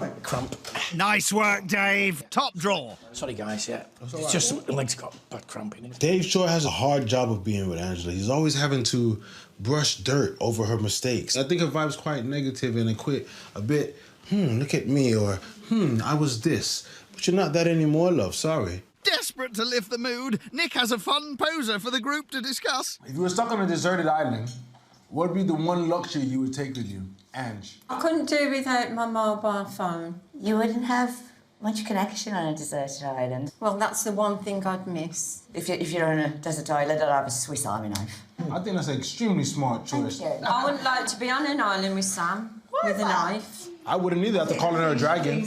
She's very unpredictable, Sam is. You don't know where you are with her. So it's best that she does stay on the island and not come back. It's not a real island, Ange. If Angela was stuck on a desert island, she should take a mirror with her. And then all the bad things she says about people, she could look in the mirror and actually see it's herself she's talking about. We're never going to see these people again, are we? Well, that's not up to me. I'm cheating now. With the rice? Why not? You cheated with the sauce earlier. These pita breads, I've made them, but I don't know, they actually smell like pancakes. Oh, Tina, what's this? I have actually got some flatbreads in, just in the case that something went wrong. Plan B. With her third shortcut complete, it's ready. Curry from a jar, microwaved rice, and a shop-bought flatbread. This could be interesting. So, Tina, tell me how you made this. Come clean, Tina. The sauce I did actually have out of a jar again, purely because of, and I know that I shouldn't be using it for, I keep saying about my leg, but obviously being on your leg for that length of time. So it's just that literal little bit of sauce that I just popped in, but everything else was just all homemade. Reckon you got away with that one? Oh, I can make it. My foot again. My bad foot again. I can understand that Tina having problems with her ankle gives her some limitations, but I don't think that stops you standing there and making your own red Thai curry paste. And the jasmine rice? Jasmine rice? Repeating it. Great trick. How is it jasmine rice as opposed to just rice? Enlighten me. Enlighten you. Obviously, there's fragrance and a little bit of different taste. I don't know if you... Just a little bit of a pungent taste. So you've added something to it? No. So it's just... It's just, yeah, it's jasmine rice. Jasmine Okay. rice. Barely got away with the bread. So what about the bread, Tina? Did you make the flatbreads? Oh! From scratch today, made my own flatbreads. Did you? However, I just felt they were not up to scratch to serve you. Tina. And I'd rather serve you something that was edible. I'm sure they'll understand. I'd have liked her to have brought out the other flatbreads and gone, there you go, try those, guys. I wouldn't have liked to serve you those, but give them a try. If it all goes Pete Tong and she's had to like use some packet ones, well, fair play to her. I know Tina's not been to Thailand, and I don't expect that of everybody, even though I've travelled quite extensively. But to have some of the ingredients in that curry, like slices of courgette and sugar snap peas, to me, it just didn't work at all. With Tina's grilling over, it's time for her to ask a few questions. Who do you think is going to be the loudest this week? The loudest? I think you've got the loudest laugh. Good answer. Reese, who do you think is going to be the best dressed? I think the prize is probably going to go to you, because I love the way you've teamed your ankle boot with a nice strappy high heel. There's two ladies on this table, isn't there? Of course. And I would say that I dressed quite well. So, game's on, Tina. And now it's for you to prove me wrong. We shall see. I think for the spot of alpha female, there's definitely a fight on between Holly and Tina. Rob, who do you think is going to be the most competitive? Steve is the silent assassin amongst us. Although you'd say he wasn't, I think he is. I think he's going to come under the radar, bob up, appear, drop the bomb, back down and away. I think what he's thinking is that I'm going to be the competition there, and he's right. Rob seems to think that Steve's the silent assassin in the group, and that's great, because that allows me to carry on under the radar and then pop up with my winning dishes on my night. We'll see. And it's on to dessert. Come on, Tina, this needs to be a good one. Look at those beauties. She dollops on cream berries and a scoop of her homemade lemon and honeycomb ice cream, and it's ready. I love pavlova, and I do a really good pavlova, so I'm looking forward to trying this. Be nice. Your pavlova is amazing, Tina. Really, really good. I would say it's on a par with mine. Oh. Reece, you're rather quiet there. It's because I'm just eating it all up. It's a really, really nice, light dessert. I'm enjoying it. This is magnificent. Oh, praise at last! Who do you think that I look most like? You look like Barbara Windsor. I wanted to say, as soon as you said it, well, there's Babs. There's Babs. There's Babs just here, look. Holly, I think you've got an element of Martine McCutcheon about you. Totally agree with that one. Yeah, totally. Yeah. Oh, maybe we could be on EastEnders together, Tina. You run the old Vic, couldn't you? Or even the Queen Vic. I think he's got an element of Alan Sugar about him. I know what's coming next. You're fired. Yep, taxi! Tina's hosting tonight. She was warm, welcoming. She was Babs Windsor through and through tonight. The dessert was really, really good. Really nice. The ice cream was lush. That ice cream was like the bomb. Tonight we had a confused cheesy crab starter, chicken curry out of a jar, but a really good dessert which pulled it back from the brink. So for that reason, I'm going to score Tina a 6. I'm going to score Tina a 6. Tonight, I'm going to score Tina a 6. The dishes were brilliant, so I'm going to give Tina a 8. So Tina won't be laughing all the way to the bank just yet, with a disappointing score of 26 out of 40. With their guests sipping sangria in the sitting room, our hosts get going with the starter. Yeah, meatballs are looking good. The good-looking meatballs and prawns are cooked through, then plated up. And here it is, a selection of Spanish tapas. Ooh, nice. Thank you. Tuck in, guys. Like the spice on the prawns. Got like a nice kick. I think the starter's quite nice, to be honest. It's fine.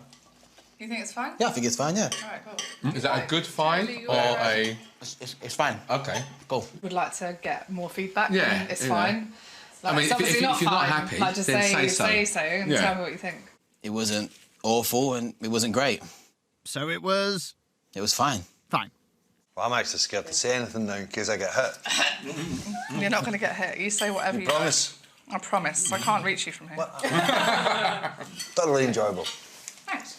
Laura's a dominating, feisty one. Michael's the more chilled one in the relationship. So, why the Spanish theme? Spain is like close to our hearts. I got married in Ibiza as well. Did you? Yeah. And how's the Spanish? ¿Tú hablas español? Oui. Sí?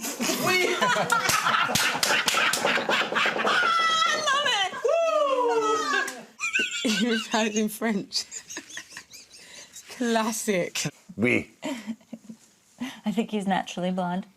After a multilingual start to the night, Michael and Laura are serving the main. That rice looks a bit damp. I don't like it. Something wrong with them. Well, at least you both agree. Here it is, chicken basques. OK. There we go. Thank you. I hope you enjoy those. Tuck in. Any thoughts, Max? It's OK. Is it okay? Does that mean it's fine? Yeah. OK, means it's fine, yeah. Max thought our food was okay. The first start was fine. I'm presuming these are like compliments. I'm not really sure. It's hard to tell. To me, it didn't really taste that good, especially after last night's rice and chicken. You could have said that round the table. Do you not like rice? I do like rice, but it, I don't know, it's Yes? like a little bit Go on. wet. I thought that. Interesting terminology. Thank you. That's all right. Was that a compliment, Ben? How can rice be too wet? Next time we'll just serve it straight out of the packet.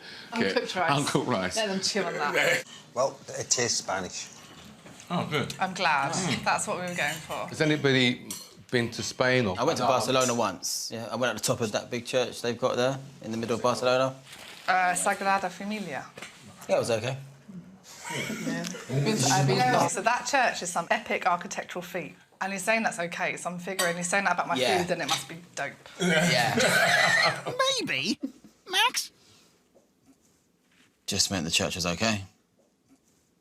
Wasn't really bothered about. Oh. Meanwhile, the hosts are looking at the bigger picture.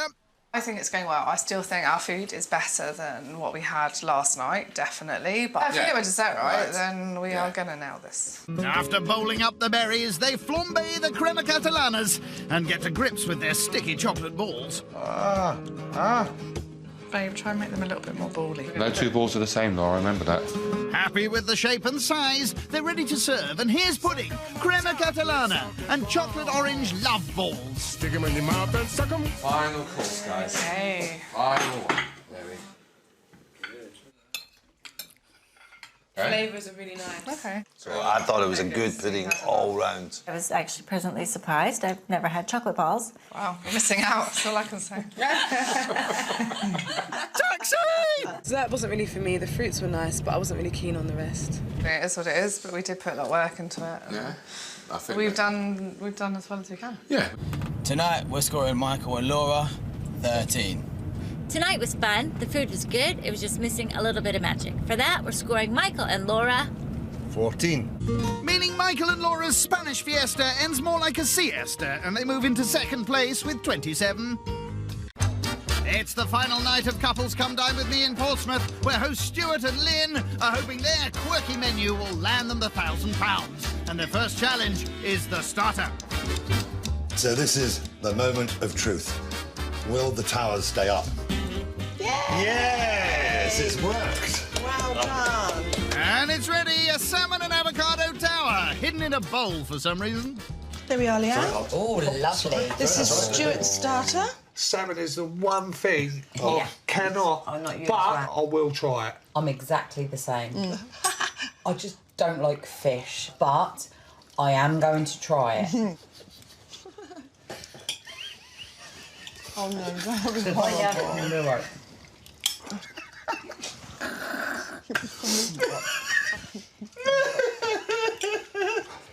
I know that you were just dying inside. It was so funny, because I really liked it. I think she overreacted a bit. She could have just said, OK, not ready for me, but all this sort of, I was a bit over the top. Stu, as you probably well know, I'm a real big football fan. Do you like football? Do you support anyone? Actually, Jim, yeah, I'm a big fan of Portsmouth City Football Club. Shut up! Put it there, yes. Player Pompey, Pompey player. Let's have it, son. Done. Good, Steve. Get in there, best team on the South Coast. Absolutely. It just bonded us even, closer. I'm going to knit him a scarf tomorrow and give him a little rattler. Back of the net. Starter done, it's on to the main. The only person that may not like it may be Leanne. Because I feel Leanne's got certain tastes. She could perhaps not like spicy food. On goes the coal cannon. Let's hope they like greens, because they're definitely good for you. And here comes the potentially spicy poultry. I'm feeling confident. I think this is going to go down a storm. All done, sold chicken. Justine. Thank you very much. OK, guys, this is sold chicken, and it's got spices. I just knew it. What, as in it's going to be really hot? No. No. Oh, OK. It's a little spicy, but it's not like a curry. Lynn, this is amazing. Oh, You've bless done a you. fantastic job. Yes, lovely. Really enjoying it. I loved it, a bit homely. I love the Irish mash. So, Leanne, what do you think of that? Is it too spicy? Not at all. So you liked it then? When Lynn asked me, was it spicy, I wasn't lying. There was no spice. To me, there was no flavour. I absolutely couldn't taste anything. It was like baby food. And the cabbage? I eat so much fruit and vegetables as well, but the one thing I don't like is cabbage. Really? The one thing, apart from scallops, salmon, peas, lemon liqueur. Leanne, I think, is quite difficult to please. I think she's quite fussy about her food. There's always something that she doesn't like. I think meeting you guys this week has been fun, fun, fun. I think we've made friends for life. Yeah. Definitely. I love the way you have a lovely Pompey accent. Thank you very much. I love it. Do you know, I'd love you to teach me a Pompey language, you know, the geezers and all this sort of thing. Hello, my babe. How are you? Cushy? Hello, my babe. How are you? Cushy? You're just giving it too much and you just need to relax it. Come on, relax it. Hello, my babe. You all right? Cushy? If Stuart wanted to blend in a rougher pub in Portsmouth, I think he'd struggle. I'm going to have a pot at you now. Ask him for a game of croquet. So, repeat after me then, Jim. I'm free this afternoon. Would you like a game of croquet? I'm free this afternoon. Would you like a game of croquet? This is so much fun. Me and you, we are like best buds. Next time we're at Portsmouth and we'll be having it with Millwall, and it's going to be fun, fun, fun. All right, guys, that's enough. I know if I went out with him for an evening, we would have a ball. He's that sort of person. I think if you went out with him for an evening, I wouldn't see you for... Might not come back. It's the final day of the competition and Nick and Cleo's turn to host, but it seems expectations are low. I think Cleo and Nick, because they are a very young couple, they will struggle a bit to come up to my standards. I don't think they're going to be experienced. I do think they're super confident, think it's going to be very easy, and I think they're in for quite a surprise. Being the young couple, I think they might think that we don't know much about cooking and things of that nature, but I hope one day to rate myself as a Michelin star. Right now, I'm just breaking into that. I think Michelin star status is coming soon, within the next 6 months. Yeah, one step at a time, eh? And the first step on the road to that star is chicken wings and sweet waffle. Sweet waffle might suit Sam. She does waffle on quite a bit after all. And I'm sweet. Not very appetising. There's not much chicken on a chicken wing, is there? I think you'll find it's quality, not quantity. Well, chicken wings are the best because I have a secret ingredient imported all the way from America, so we're gonna have a little bit of... You got the American flavours. Got the flavours tonight, got the flavours. Ooh, intriguing. For the chicken wing coating, Nick combines flour with breadcrumbs and garlic powder. Wish me luck. Good luck, and his secret ingredient. Right there, that's the one, that's the one, that's the one. You're all done under there. All right then, yeah. The wings will be coated and deep fried tonight and served with a waffle. I hope they make the waffle themselves because that will be nice and will show that they've put some effort and some technical know-how. Oh, look, they've even wrapped them up. We've brought the waffles today because they're lazy. Fair dues. On to the main, Cajun salmon with prawn ceviche. I do like salmon, only if it's cooked properly and if it's hot. Right. Like me. It's salmon again, but this one's done in Cajun spices, hallelujah. Love Cajun spices. That's just as well, because Nick's sprinkling them all over. Mr. Miami style. Mr. Miami in the building. Bless him. The salmon's wrapped, ready for baking later, so it's on to the ceviche. Ceviche is raw fish, raw seafood that's cooked in citric juices, and it just tastes magnificent. So how come you're using ready-cooked prawns? Being as the guys yesterday had pre-cooked prawns and pre-peeled prawns, I went ahead and tried the same thing, so I got a free pass that way. Not sure that'll wash. In go ready chopped garlic, seasoning, citrus juice, onions, peppers, tomatoes, and a glug of vinegar.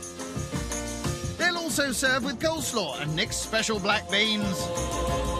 Hood's next. Peach cobbler with creme anglaise. That sounds more of a school canteen type dessert to me.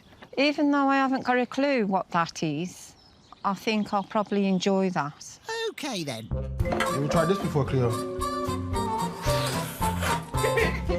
See if you can get the peach up. Oh! Children, the remaining peaches are stewed with sugar, cinnamon and vanilla, popped into ramekins and topped with a crumble mix. Next, the creme anglaise. I think the creme anglaise is cream that's been glazed. You'd be wrong. It's French for posh custard. Nick beats egg yolks, vanilla, cinnamon and sugar, which is added to cream and milk. We'll leave that to set in a few minutes so that we'll warm it up when they get here.